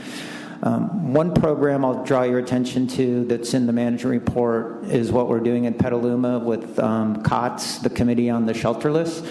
Again, I'm really proud that we're able to partner with that group and bring one of their staffers into our library so that they're encountering people that are homeless, and there's already been at least one case where the staffer from COTS was able to get somebody in housing that frequents our library. So it's I think it's a win-win. And then hats off to us, we successfully applied for and received an LSTA grant for the coming year. We're going to call it Healthy Living at the Library, but it'll be a health literacy series where we'll bring in educators to talk to families about things that they can do to stay healthy through nutrition and exercise and things like that. So more to come on that. And that's what I wanted to share. So thank you. Any questions for the director, for Brett? Okay, any public comment? All right, moving on to the management report. These are always a joy to see all that's going on and everything. So any questions or comments around the monthly activities document?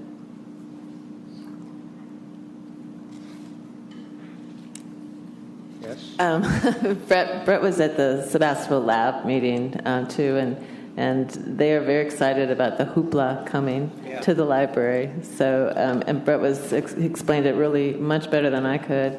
But I did also want to comment on the COTS collaborative, and I just think that's really great, and it'd be great to see things like that expanded through other collaborations. Hoopla. Yeah, the Hoopla will be a cool product. It's coming, you can get a sneak peek now if you go to the Hoopla website, but it started out as a way to provide streaming movies to the public through libraries, but it's also developed a really great collection of streaming music. So even Paul Simon's new album that's not even, I think, available for purchase yet is already on Hoopla. And then it's got a great collection of ebooks too. So I think it'll be a tremendous service for everybody, and I may cancel my Netflix subscription because of it. The high school students were very excited. Thursday, yeah? Thursday before lunch. All right. Hoopla. Let's make a big hoopla about hoopla. It's a great name. Okay. Any other comments from commissioners on the monthly activities report?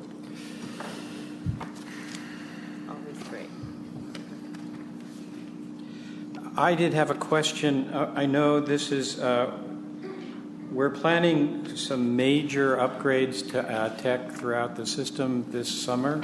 Will there be much disruption, or will it sort of be invisible? We're going to try to keep it at a minimum. Okay. And, whenever you're doing, should I come up here? Yes.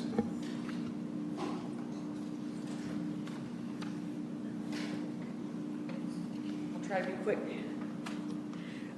I think there will be some disruption, and we're talking about an overhaul of the entire infrastructure. So I'm sure what's going to happen is that both networks will be being brought up. One will already be up, so we'll try to, work with that, particularly for the staff and public, while we're bringing the second one up. So we will have dual internet connections and things like that to help us from that. But I'm sure that when you're doing these kinds of things, I can't say that it'll be flawless, but given the upgrade that we just did to the forum room, we didn't disrupt services too bad, and we had to tear it up pretty good. So, okay, but I'm just hoping that if it affects the library users, that they understand. Like I can still remember back in New Jersey when I grew up, there was a big sign that said "Dig we must for a better," Con Ed or something like that, so that way the public is aware that if there are disruptions, there's a reason. Right. Well, we're still lucky, in one sense that we're closed on Mondays, so we can get a lot of stuff done on Mondays, and we will make sure that the public is aware that there are big changes going on, and excuse our dust and that sort of thing. Dig we must. All right. Thank you. Any further questions about the monthly activities report? Let's move on to the financial report. Anything particular that you'd like to call attention to there, Ken? Or not really. Commissioner McKenzie did a very good job of explaining the highlights on there about the tax revenue coming in, and also the one payment over $25,000. But I think we currently have tax revenue. 95% of our budgeted tax revenue has been received through April, and you can't hear. The rest will be coming before the end of the year. Sorry. Okay, I wonder why your mic is red. Is it working? There we go. Yes. I just wasn't close enough. Okay. Yeah. Very good. Yeah. Any questions about the financial report? Great. Thank you. Any comments from the public? It's in the packet. All right. All right. So now we'll go on to the monthly staff presentation summer reading program.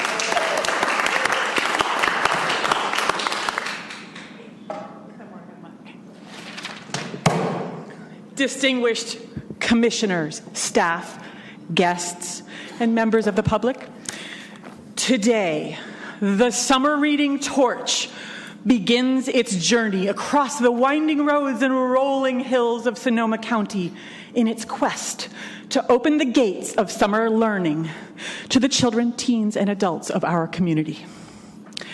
As the summer reading torch is relayed through Sonoma County, the goal of Read for the Win is there for us to achieve. The hardworking staff of Sonoma County Library has toiled long and hard to bring this vision to fruition, and we await with great anticipation the opportunity to bring this to the readers of our community. Highlights of this year's summer reading include the library's adoption of California's statewide summer reading outcomes, which two outcomes. One of that is that participants belong to a community of readers and library users. And outcome two is that underserved community members participate in the summer reading program. And we have built our programs, all the different age levels this summer in support of those outcomes.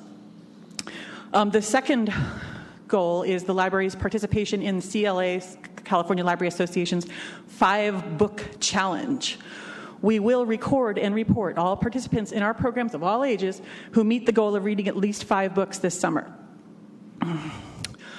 Also, the library has adopted California's statewide challenge to sign up 1 million readers in statewide summer reading programs. The census says there are 9.7 million Californians under the age of 18. Getting 1 million of them reading this summer is about 10% participation. Last year, there was about 7% statewide, and so we almost got there, and we're going to do it this year. Our adoption of Outcome 2 mentioned earlier will help us here in Sonoma County to reach those underserved communities who may not participate in summer reading in the past, and will allow us to increase our participation in support of this challenge. Details of our different levels of summer reading programs this year are included in the packets I've prepared for you. This year we have more shared elements across the different age levels, including the shift to 5 levels of achievement at each level. So there's a pre-reader, component that's for, say, 0 to 4, 0 to 5. There is the independent readers, which are, say, school age, ages 5 to 12. There's the teen program, and then there's also the adult program. And you'll notice that I didn't give you the adult program. That is because you are all adults, I think. And that means that you need to go directly to your library starting tomorrow and sign up for the Adult Summer Reading Challenge. And I did bring one to show you. Look how pretty. Look how pretty. The adult one is a library bingo. For each 5 in a row that you complete, you achieve a level. And the first level for the adult program is you win a pen that says Sonoma County Library. It's very pretty. The second level is you get this cool bag. Oh, my God. The bag is so cool. I want one. I'm going to read. And in the adult program also, one of the elements that's shared across all of the programs is for the 5-book challenge. And for every participant who meets the 5-book challenge, you will be entered into a drawing for a Sonoma County Parks Pass. And that's cool because it kind of matches with our get outside, do sports, go out into the community, which is the theme of our Read for the Win. And also we have a partnership with the parks that we're doing this summer as well with their Trails Challenge. Let's see. The children's program, you'll notice that you have 2 reading logs, and they look exactly the same, and one says pre-reader and one says independent reader, and the participant can choose what level they want to participate at, but the activities are targeted to be appropriate for those age levels. Any questions about the yes?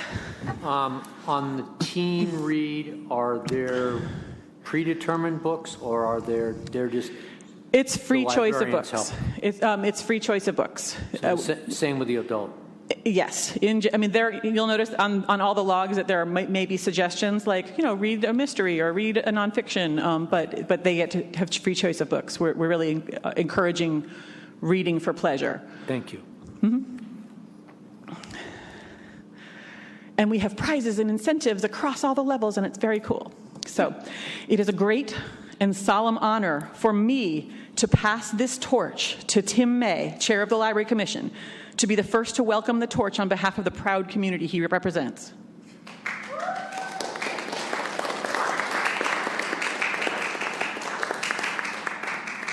I, Commissioner May, officially proclaim that the summer reading is now officially open in Petaluma.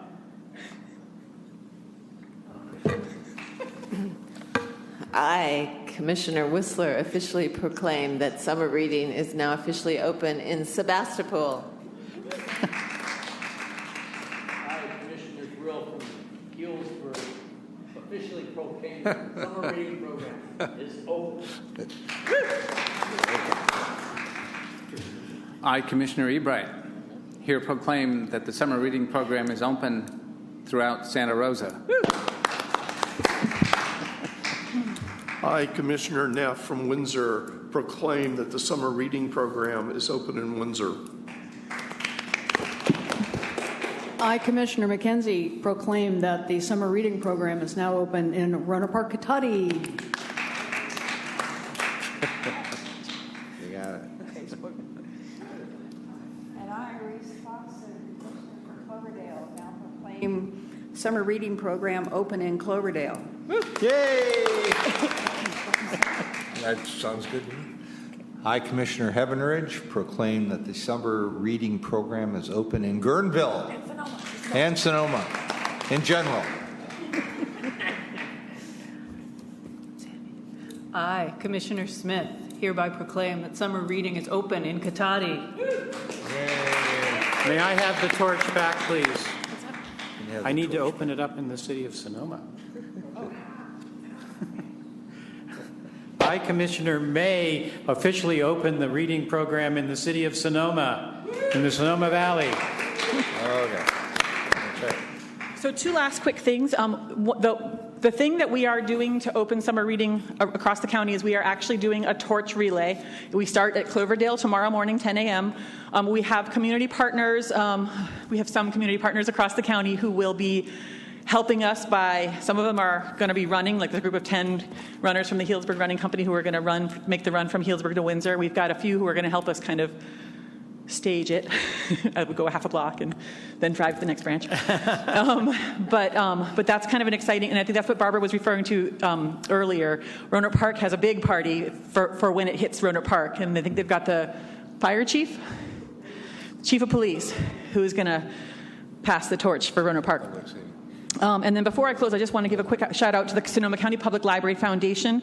Once again, they did provide generous funding for our summer reading program this year for all ages, and they are our heroes and our supporters. So we just wanted to give them that shout out too. Thank you. Any questions? Nice job as always. Fun job. Thank you, Kathy. Especially the entrance. A lot of gumption.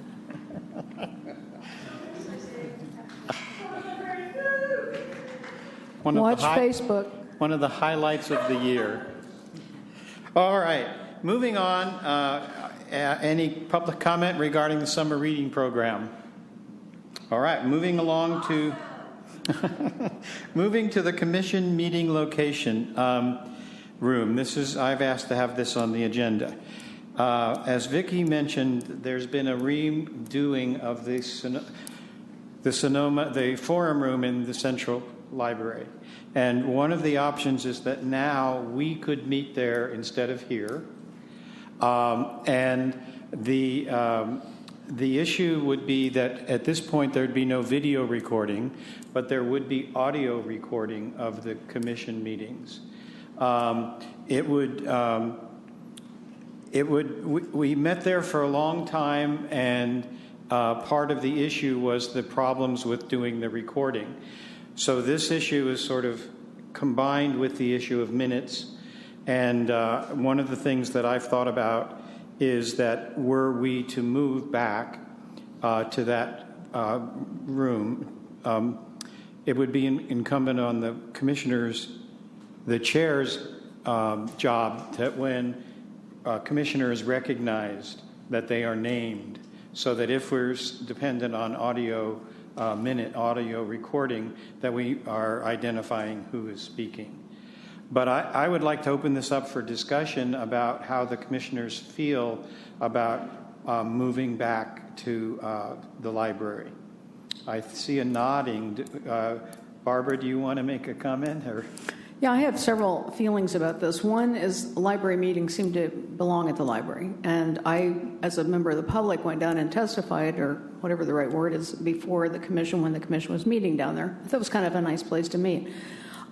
I really am a fan of the video recording, though. I mean, I really have a problem with that. I went back and looked at the Roanoke Park City Council presentation where Vicki and I spoke before the City Council because somebody tried to watch it, actually our branch manager, and said, you were really hard to hear. It was really blurry, the mics. And so I went back, and it was pretty good, but there were mic issues. And the way that I guess there's an automatic system that a voice recognition thing that then types out what you're saying. And there were a lot of incorrect things that it typed out. So, the computer system itself couldn't figure out what it was that we were saying. So if it's our record, I don't feel comfortable with it just being an audio record, frankly. I don't know. I'm wondering, I'm sure there's a very good reason we can't do video, but I'd kind of like to know, I guess, more. I think we could work towards doing video. I think we'd also want to discuss at what professional level in that. We could certainly have a static camera in place that recorded the meetings visually. I think we'd have to decide whether or not we, want to continue to have, a production company in place like we do for these meetings, where you probably get a little more of a dynamic video out of it. But Vicki and I have said that, just to capture, you could put a iPad on a tripod and, visually record the meetings. You could even stream them live. There's certainly various products that do that. But I think it would, if we're going to do video, let's talk about, what our standards are around production quality. Other comments? Randall? Mike, My concern is I like the slides and the presentations and stuff that's part of the video, not so much at looking at our lovely faces, but showing the agenda, showing the slides. So, for example, Reese made an excellent presentation with graphs and charts, and it would not be the same if we just listened to it. So, in some production work I've done at conferences, it's like we wanted to get the slides into the video so people could follow along. Not so much the faces, but the slides. Okay, other comments? Yes. I'm quite comfortable with just an audio recording of the meetings. They would capture the content accurately, and we can include, I would assume, attachments of slides and other graphic material that's presented. All right. Yeah, I agree with that.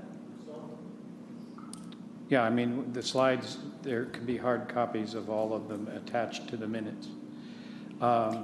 Other comments, Reese? Would these be available to the public, the audio recordings along with the attachments? Yes. Okay. It would be streamed into the website like they are now. And they'd be archived there? Yes. I think we'd even end up still using the same product, Granicus, right? So nothing much it would look identical to what it does now as far as the archiving. You know, like Hillary said, there'd be the audio, there'd be any accompanying materials. There just perhaps wouldn't be a video recording. I'd be interested to know if there's any cost savings or any difference from meeting here and or there. Oh yeah, I mean yeah. What is it, Ken? Right now that we 30.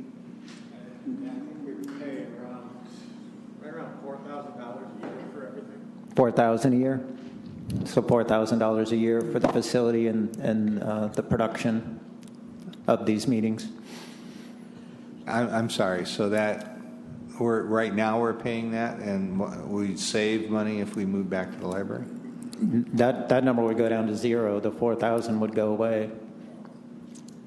All right. Other comments from commissioners? Elaine?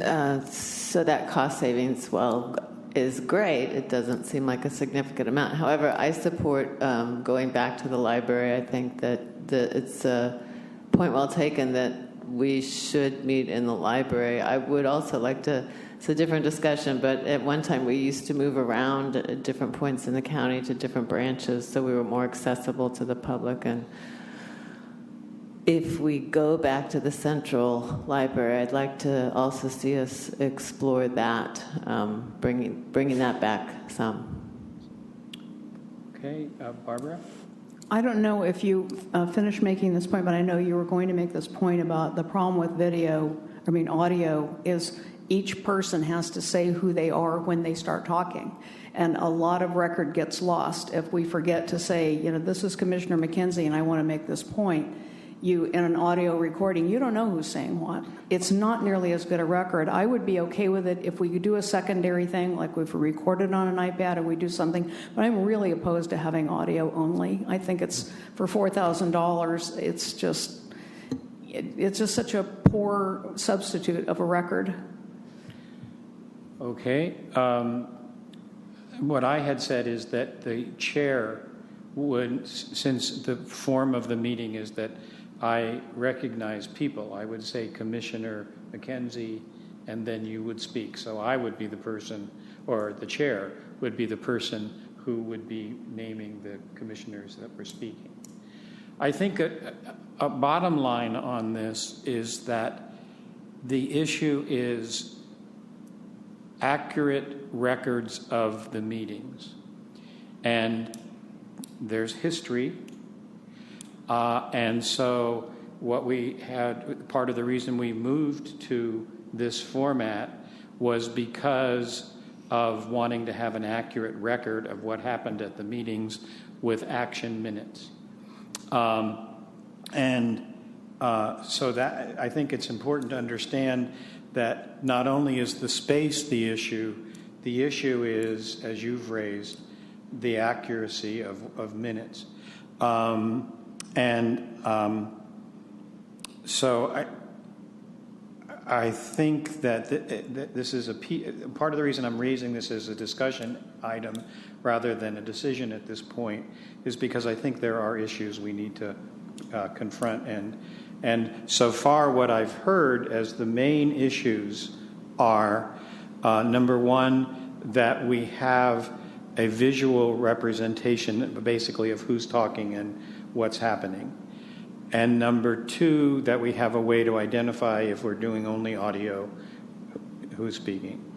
And three, that the slides and visuals be included somehow in the record keeping in the minutes or online as we record meetings. Are those the only three that basically I've heard that are the issues?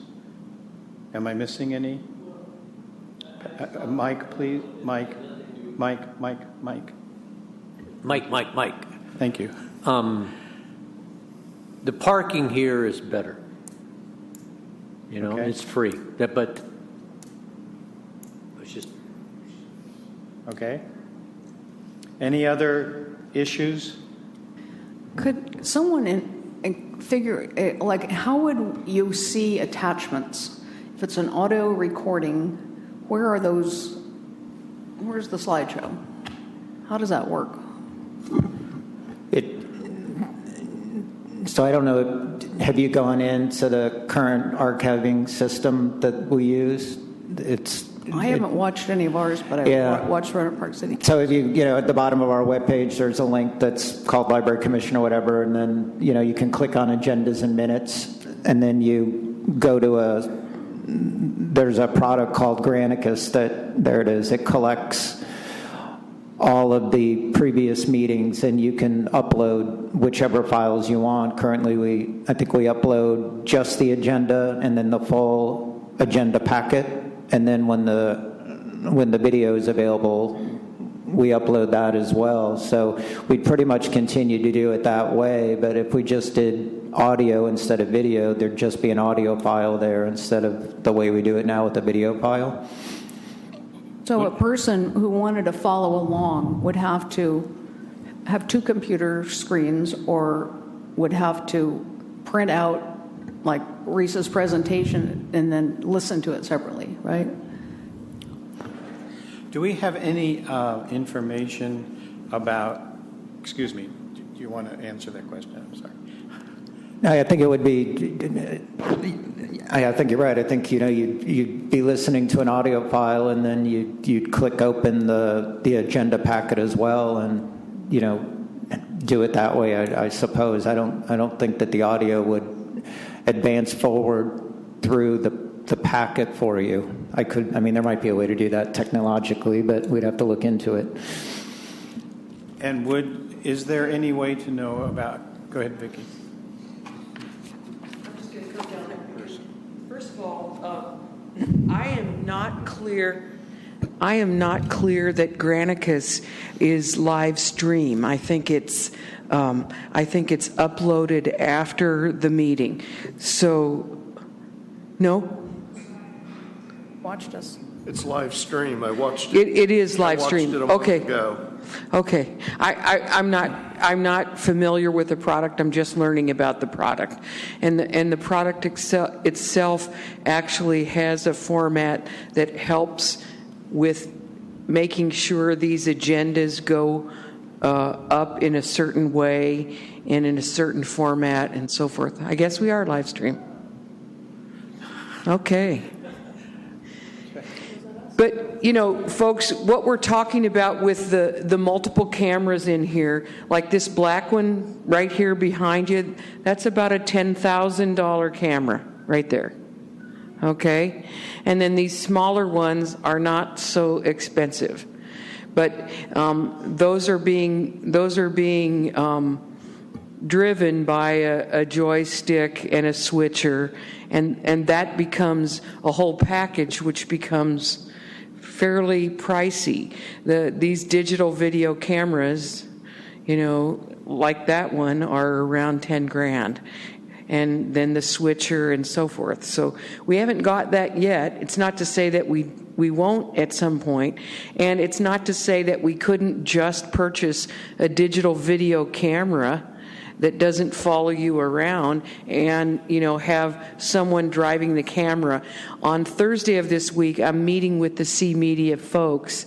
Daedalus is coming on Thursday to talk about what they're doing here and to take a look at what we've got set up in the new remodeled systems in the library forum room. And you have a big screen, you'd be able to see all the minutes, you'd see presentations.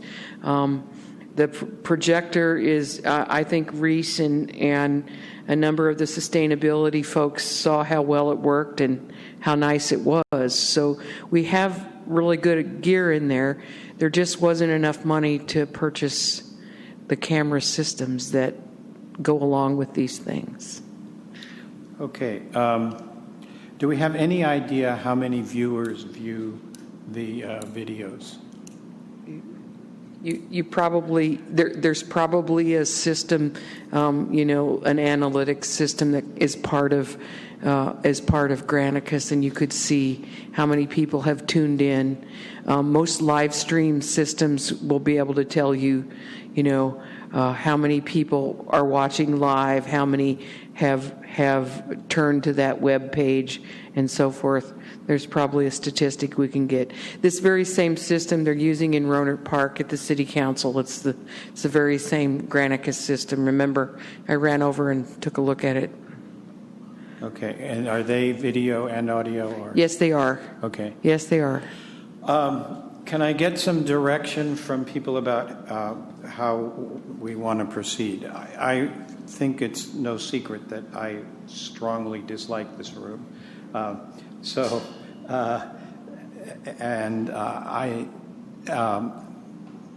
would like to, if I had my druthers and I were, anyway, I won't get political, but if I had my druthers, we would be in the other room. But anyway, can I just, as a thumbs, yes, let's move, maybe, no, let's stay here. Can I just see how the commission feels about it? Okay, so we've got 2, 3, 4, okay, we've got 1, you only get 1 vote. 1, 2, 3, 4 moves.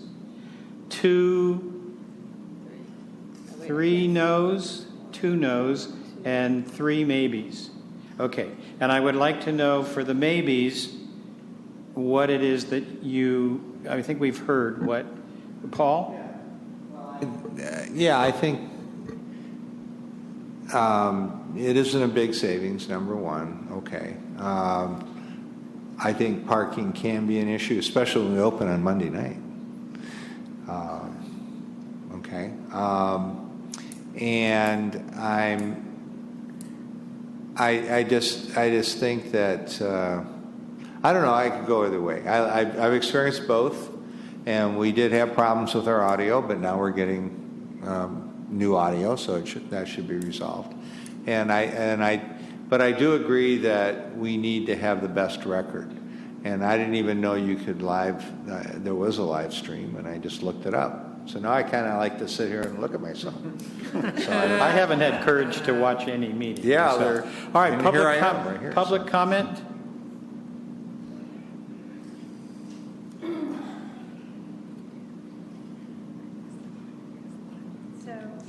Speaking as a member of the Sonoma County Library staff, I was shocked to find this out, but I personally know several of my coworkers who regularly watch the Library Commission meetings. They do. So I think it might be an accessibility thing. Many Sonoma County Library staff, for example, can watch and may be watching us as we speak. Hi. from Cloverdale or Petaluma or Sonoma or Rohnert Park. And you may not see those people here because after working all day, they're with their families. And I wonder, it's just speaking as a member of the public, I think there are probably people out there, I don't know why, who watch the Sonoma County Public Library Commission meetings. And that's something to consider, that you are the face of the Sonoma County Library. They get to see the commission and the director and everyone, and that's important because we work for them. And also, for all of you, you're the face of your branch, and it might be exciting for people to see you and say, I know who you are. I saw you at the commission meeting. Thank you. Other public comment?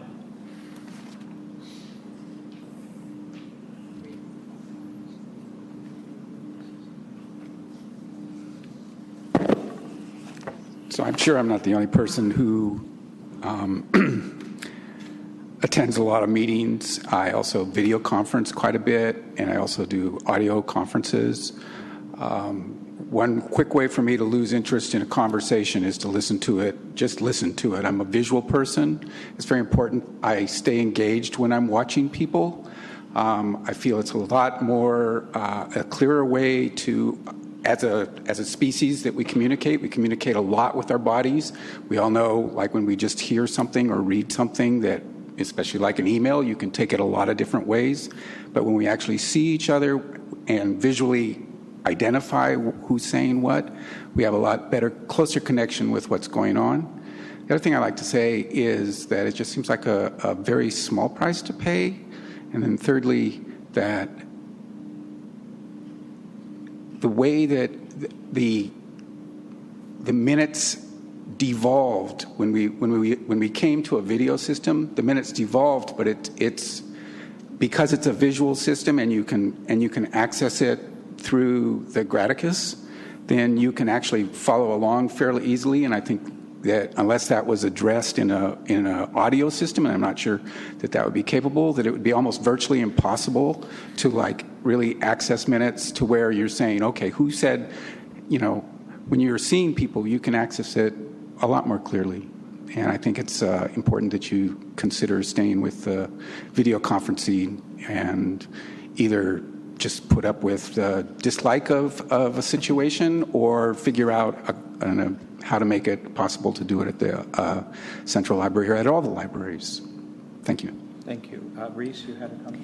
Yeah, I was one of those maybes, and Kim mentioned something, and Cindy Wilson at the Cloverdale branch sits down every Monday night and watches us. And if she doesn't happen to catch us, then within the next 2 or 3 nights, she sits down and watches it on Granicus when it's been uploaded. I think it takes like 24 hours for it to be uploaded, something like that. So, yeah, with her glass of wine. I wasn't going to say that, but yes, with her glass of wine. All right. Makes it much more palatable. I also happen to agree with Tom, as I am a visual person, and I think people know I don't really like to call into things because I really do better if I see what's happening. So from my perspective, I think the visual added is a positive. Okay, Paul? So this brings up a point that I didn't think about. Are we, as we post this, do we have to be ADA compliant? If we do, then we should have a visual, American Disabilities Act. Right. So if we do, then we should wait until we get a video system at the Central Library, because I think it is important that there's a visual record of this. And so your finger's going down. Yeah, you lost him, huh? Yeah. Okay, go ahead. Okay. Barbara? Well, I just, how I feel very strongly about it. Seems to me really crazy that we're talking about all these advanced hoopla, live streaming, you can do everything, but you can't see us anymore. I mean, to go backwards in terms of our recording, seems, crazy. And, maybe we can get a corporate sponsor to, pay for a video system or something like that. But I'm really, it is a record, and it's our records, and it's really important that They're good ones, and audio just isn't good enough. Thank you. Or if we're so popular, maybe we can start having commercials and help pay for everything. So. Thank you. All right, moving along. Thank you for all the input. This is the discussion I wanted to have, so we've had it. Now we're moving on to 11.5.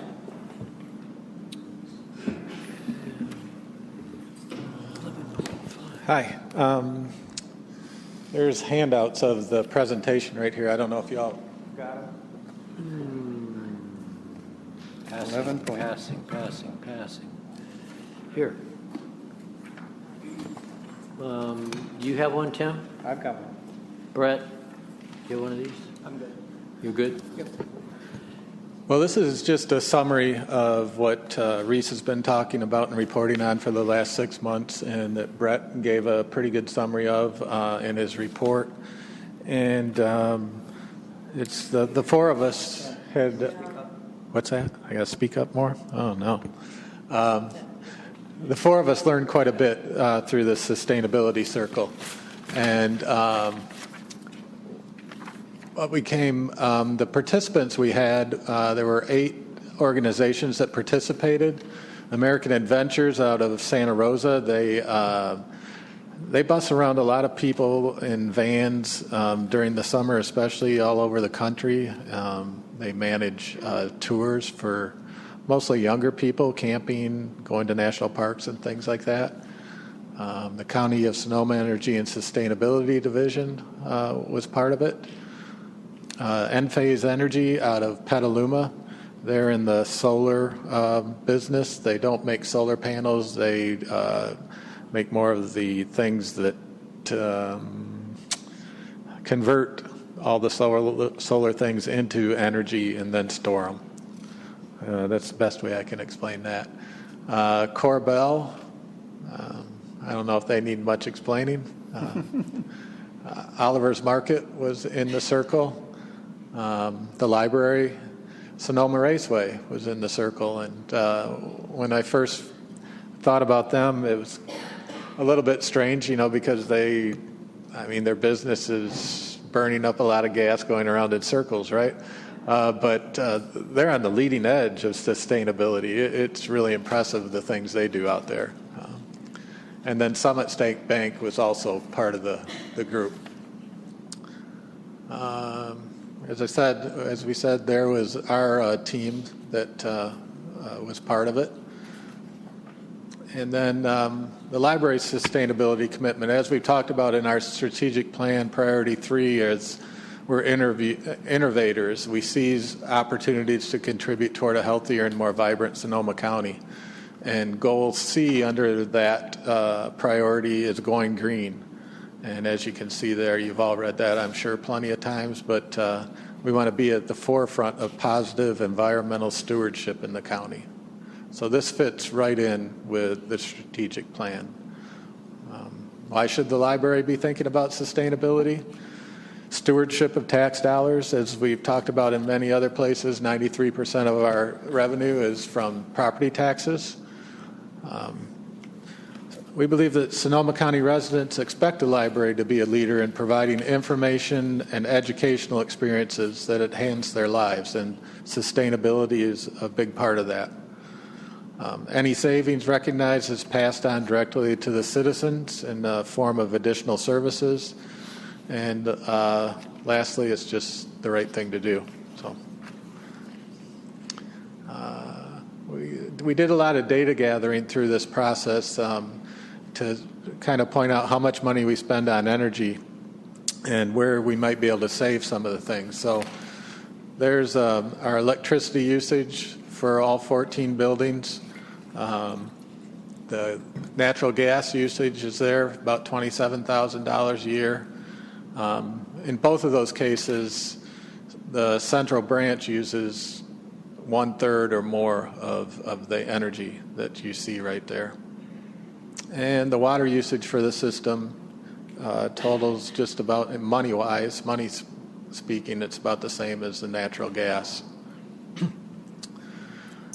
So our sustainability goals, we came up with a few during this process. We'd like to cut our energy usage by 25%. We want to utilize proven methods and explore innovative eco-friendly practices that move the library to the forefront of stewardship in the county. Partner with local agencies and support their environmental programs in order to improve the quality of life. Develop an environmental staff education program that engages everyone in creating a green workplace. And become the go-to community informational resource. That's good. So we split our initiatives into 4 categories. Facilities management is where we can see most of the dollar savings. The other 3 categories, they kind of fit right into what the library does as an organization, or right into our wheelhouse. You know, the staff and patron engagement, community education, and leadership and community value. So we separated our initiatives. We had probably, 40 initiatives on our spreadsheet, and we categorized them into these 4 categories. So facilities management, there again, it's energy usage, upgrade to buildings to make them more efficient, and the goal of reducing the energy by 25%. And here are some of the initiatives that fall under facilities management. And we started with lighting retrofits. We've had, right now they're conducting audits in all of our buildings, and we've received one for Central back, and just based on the proposal for Central, it's a payback period of 1.6 years, 1.7 years, and it will save us $24,000 a year annually by upgrading to LED lights. After that, you can see some of the other ones. There are many others under here, like looking at water usage and things like that, but these are some of the bigger ones. Like I said, the lighting audits and upgrades are the first step in this one. And then after that, we'll get building and mechanical audits. And we'll use those audits and proposals to approach the JPA members and also look at things to see how we can partner to make the buildings as efficient as possible and hopefully upgrading the mechanicals.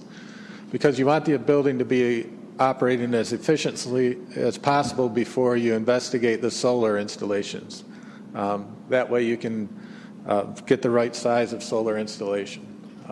And if the buildings are efficient, you don't need as big a one, stuff like that. So these are 3 steps that we plan on taking over the next couple years as far as in moving through the lighting, the mechanicals, and then the solar opportunities. As we said, the projected savings for the lighting retrofits are 151,000 kilowatt hours, and there's our goal again. Staff and patron engagement. We want to educate and train employees on best practices for a sustainable workplace and sustainable living to enable them to create outreach opportunities in the community. And here are some initiatives under that category. The one I chose to go a little bit deeper in is move to default double-sided printing within the libraries. This one may not be as easy as it sounds because it is behavioral change, and that's what a lot of this is, no matter whether it's you or I or employees or patrons or anything. It's a behavioral change. Most employees have a laser printer on or near their desk. Most of you have been in the budget and finance department. There's 6 of us in there. I think there's 5 laser printers and a copier that we can also print to. That's just an example of the way we're set up now. To train people, I started out the other day. I got rid of my laser printer and made my default the copier, and default is double-sided printing. So that's just something we've got to get out there and talk to people about, and I think we can make it happen. But we're going to include it in a training module that we have a trainer coming in that will not only be training people on employees on how to use the ILS system and how to do customer service training, but it'll also be training on safety and sustainability. There'll be modules that we put together on that. We want to encourage discussion at monthly department meetings, just like we encourage them going over something to do with safety at each of their department meetings each month. Why not talk about sustainability too and what we can all do for that? We thought about setting up a contest between departments. That may take a little doing, but we got to have a baseline first to figure out what kind of contest we want to have, paper usage or cutting electricity or whatever it may be. And the goal is to reduce the paper usage by 30% as quickly as we can. Community education. The library wants to be known as the informational resource. Here are some initiatives that fall under that category. And I chose to go into regular scheduled events and classes to go into this. We need to partner with other Sonoma County organizations, and I think we're doing a good job of going out there and making ourselves available to people and getting them in the library to hold events and classes. Events and classes should be provided not only for children and teens, but also adults. There it goes. And staff will also be able to host green programs and integrate green practices into other library events like story time. There are plenty of books out there that they can do story times on, or just talk to the kids about sustainable practices. The other thing, we want to be the flag bearer in the county. That's the fourth category, the leadership and community value. And here are some initiatives that fall under this category. And the one I chose to look at a little bit is promotion of library sustainability events. We need to learn how to promote ourselves better, not only sustainability efforts, but just in general. We reach, as we've talked about, we reach the people that walk in the door really well, but we need to get it out further. We're doing stuff like that already through the Speakers Bureau, creating strong partnerships with organizations, advertising. We've included advertising in our budget not only for this year, but next year. Through events and classes that the library sponsors, and the new outreach and communications position will really help staff do this and get the word out to the community. And of course, we have to evaluate it. We have to come up with ways to monitor energy usage on a monthly basis and see what we can do to reduce stuff. Circulation statistics will give us usage number on special collections that we create for sustainable portions of the library. Event and class attendance will help us to evaluate the popularity of events that we offer. Monitoring paper usage on a quarterly basis. And we need to establish a process to provide feedback to the staff on a monthly basis about our progress. It's not, we want to get the word out so people get fired up about it internally also. Financial plan for this, how are we going to do this? Talked about this quite a bit. This is, something I know quite a bit about through our current operating budget, possible use of the fund balance for one-time expenses. We really want a partnership with our JPA members and get them on board with helping us out with our buildings and things like that, and through additional revenue streams that we talked about a little bit already tonight. And the keys to success, we got to implement it and get it in place and adhere to the things that we're preaching. We got to walk the walk, so to speak. We want to engage the employees and patrons. Obtaining financial stability will definitely help us.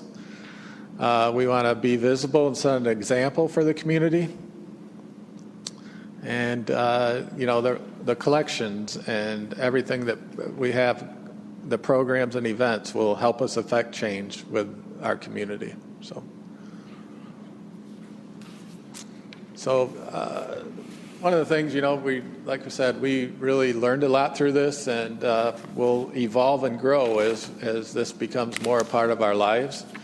And one thing that Brett told me the other day that I hadn't really thought about before, that libraries have and always will be one of the greatest recyclers, because we check out things over and over and over instead of throwing them away. And when they do get a little old, they go to the friends and get recycled again. So I think we got a good start. We just got to continue it. So that's it. Anything? Questions, Barbara? I just want to say this is just tremendously impressive. I am just thrilled with this. I want to thank Reese for bringing this idea forward, and I want to thank the team of the four of you for going through with this. It's so impressive. The results are just wonderful. I love the slideshow. I think just taking on the LED lights, I mean, that's just a tremendous savings. But and I'm just so happy that you're doing this, and I'm just, yay. Other comments or questions? I have one. Are we Sonoma Clean Power? Yes. Yes. So even if we overbuilt solar, we would get money back? Right. Okay. Yeah. We just got to check at our house. So. That's right. All right. All right. Thank you. Somebody down there? I just want to say thanks again. I mean, it was a good report. And thanks everybody that went, because anything we can do to save some money is good. But we're also being good citizens. I like that too. Right. Okay. And yeah, I just want to add that I think that it's a wonderful pride point for staff and for people in the community that we are part of this and that we're helping lead the way. And when I look at the other people, other organizations, we're in good community company, and I think that's a valuable thing for us to be doing, as well as how we're doing it. Barbara? I'd just like to add one initiative. This is one of my bugaboos wherever I go, and you can turn around and see right behind us. There's a recycling can, and there's no trash can. And to encourage recycling, everywhere there's a trash can, there needs to be a recycling can, and they need to be clearly marked and distinct with signs over them or whatever. And you'll find one or the other. And what ends up is trash goes in the recycling because there's nowhere else to put it, and recycling goes into the trash. And, it's just, they have to be together, and I never see anybody do that. So anyway, I'd like to add that to your initiatives. Okay. Thank you. Any questions or comments from the public?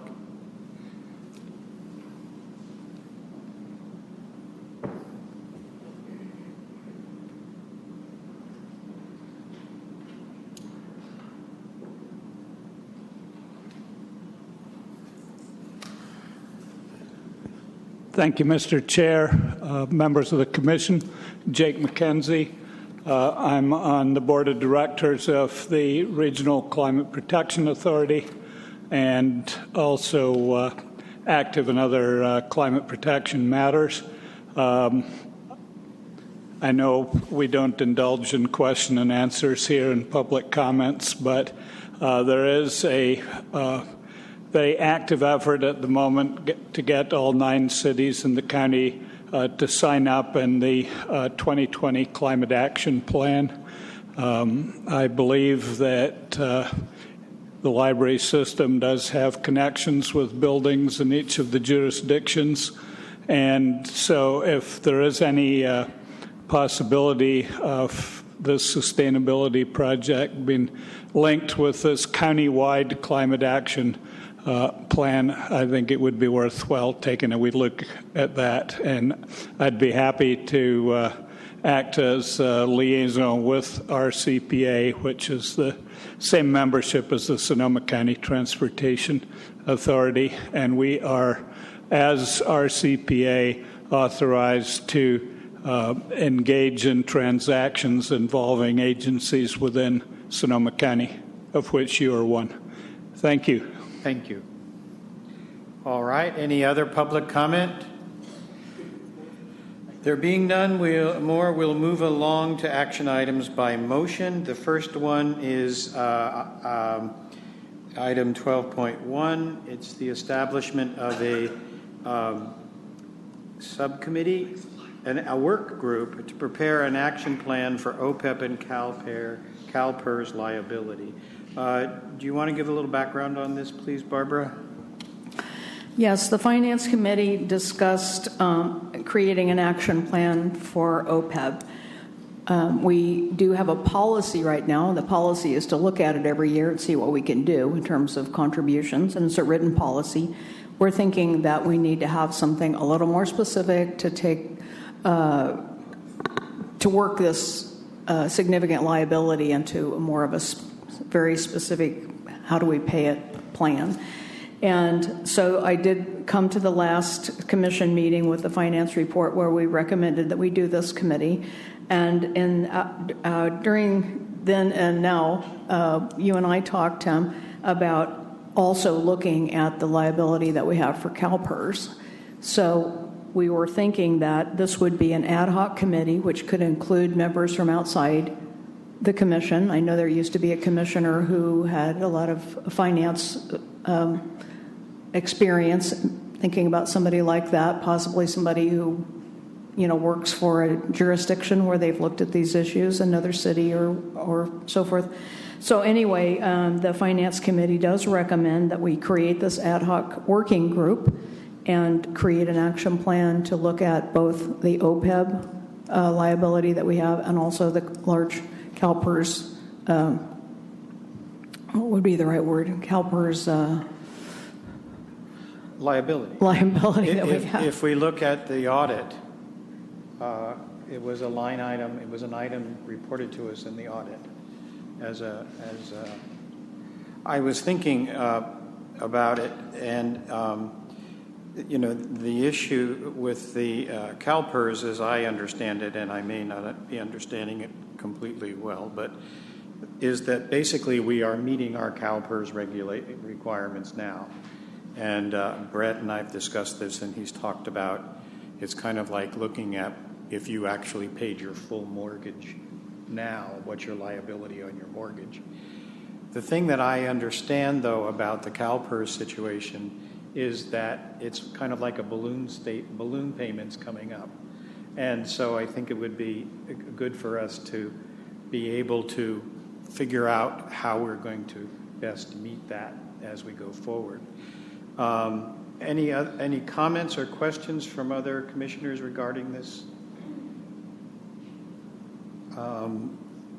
I do have one issue is I hope that we agree to do this, but then how? Who's going to set up this committee and who's going to be chosen to be on it? How are we going to put the meat on the bones? So that's the next step I see if we do approve the establishment of this committee. And Elena, you are... Well, I'll respond to that if you... I'd love you to. Okay. Well, we haven't exactly figured that out, but I would suggest that one way to handle that would be for commissioners to suggest people that they think, people from the outside that they know are financially astute people, and then the Finance Committee could review the qualifications of those people and make a decision. We were thinking this committee would be how big, Barbara? I don't remember. We didn't come up with a number. So, it can't be too unwieldy, but, and we want there to be some commissioners too, but we think that it would benefit from some outside input into the issue. And we want some management on the committee. Yes, of too. course. Oh, absolutely. Right. All right. So that's the next step that we'll kind of leave to the Finance Committee to come up with the procedure. Is that okay? Look at that sigh. So that means that the people on the Finance Committee would be responsible for recruiting these individuals from the outside? Is that what I'm hearing? We haven't decided on the details. Okay. So... I would guess so, though. I would guess, the person who's putting the name forward would give contact information and other information about the person, like some really good background information for the Finance Committee to make a decision. Okay. If you have another suggestion, no, I don't. Probably open to it. That's probably... Barbara? Well, I think we wanted to discuss this. That's why we have it on the agenda for tonight. I mean, we'd like to hear from everybody, number one, whether they think this is a good idea, and number two, if they do think it's a good idea, whether we punt it back to the Finance Committee to deal with, or, so forth. So I'd like to hear some people I'm comment going about to poll people. How about that? Let's go down the line and ask people if they think it's a good idea. We'll start with Helena. How about thumbs up if you think it's a good idea? All right. So the next question is the punting it back to the Finance Committee. I would think. Okay. Comments or ideas about how to do that? How we proceed? I have an idea. Let's vote to do the committee and then discuss how to proceed. Is there any public comment regarding this committee?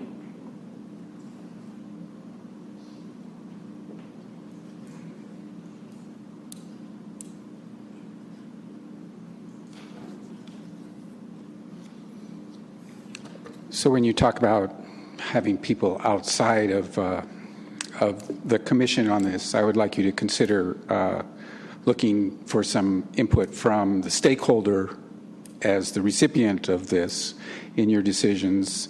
There are groups out there, the Sonoma County Taxpayers Association, or people like Kent Churchill, who have a lot of very strong opinions about this. And I would like to see that this had some balance in it, and just to have that be a consideration of the commission is to have the stakeholders represented somehow. Thank you. All right. Any other public comment? Do I hear a motion? So moved. Who said that? Ebright. Okay. Any? Heaven Ridge seconds. Ebright and but they're just the movers and seconders. All right. All those in favor? Aye. Aye. All opposed? Any opposed? Any abstentions? All right. So we have established this committee. I think what would make sense is, and please interrupt me if you disagree or have better ideas, is that the chair of the Finance Committee, the CFO, and the chair of the commission, and if you're interested in this too, okay, kind of get together to come up with an action plan about how to pick and establish the goals for this committee so that we can proceed. Does that seem like making sense? All right. So depends on when we meet, but the three of us are going to proceed with coming up with a plan. And thank you for the public input. I think, I think it's important that we value our employees and take care of these obligations and commitments. And so I think that's important that we do that, and we're able to do that and not abandon our employees or so forth. Okay. Moving right along to the next action item. It's an amendment to the bylaws that this came out of a discussion on the Committee on Standard Operating Procedures, and it seemed important that we make this decision whether if we want to do it or not so that it can go into effect. Currently, the bylaws call for the election of officers in August meeting, and they take office in the next meeting. And the proposal is that instead we vote in the July meeting because of the way of our appointments. Our year is from August through July, and this would mean that we would start the new year with the newly elected officers. And so that's the reason for this change and proposed change to the bylaws. Are there any questions or discussions before we take the motion? No? Any public comment on this change to the bylaws? Seeing none, I would invite a motion. I so move. Heavenridge. Commissioner Heavenridge. Second. It's a tie. Mackenzie second. All right. All those in favor of the change? Aye. Aye. Opposed? None opposed. Any abstentions? Moving right along, the bylaws have been changed. Okay, we're doing not too badly. It's a long meeting. All right. We're moving on to lab appointments. We have none at this point. Moving on to action items to include in the commission notes. Any comments from commissioners? I think sustainability is definitely one of the things we need to include. Summer reading. Summer reading. All right. I think like a summary of the revenue enhancement report. I think of the fact that we've had a recommendation from the Revenue Enhancement Committee. I think that would be good, especially since this goes to all the city councils. They would have a heads up. Okay, anything else? And I think the sustainability of the library, mention of that. Okay, yeah, I already did. And then I would like to suggest, in terms of the mentioning of this summer reading program, something about the enhancement of literacy, that it's not, it provides an educational purpose beyond the, as a teacher, there was the summer drop. Jane, I can give you language for that. What? I can give Jane language for that. Okay. So I'd like to be sure that that's in there, because that's... okay. Anything else? I'd like to include some things from the Directors and Management Report, particularly around our work with the Committee on the Shelterless and feeding people. Okay. Summer lunch, thank you. Summer lunch program. Hoopla. And hoopla, yeah. Okay, we've spoken about one item for the next agenda, and that's the issue of the ballot measure. Are there any other items, not necessarily for the next commission meeting, but agenda items that people would like us to be able to discuss? Or pardon me? The voting for officers will be on the July agenda, yes. We also are planning a closed session for the commission on director evaluation issue in the July meeting. And so we'll have two closed sessions in the July meeting, one for an update on labor relations and the second for the director evaluation. Reese? I was going to ask if we could start those closed sessions earlier. Is it possible for people to get here by 6? Okay. Yes, thumbs up. Maybe. All right. Okay, so most of us can make it by 6. All right. So we'll try to see it if we can do it at 6, so then we start the regular meeting earlier. All right. Any other items or suggestions for commission agendas? There being none, the next regular meeting is at 6 on Monday, July 11th. I hope you have a good 4th of July when you realize you're not at a commission meeting. All right, meeting is adjourned. Thank you.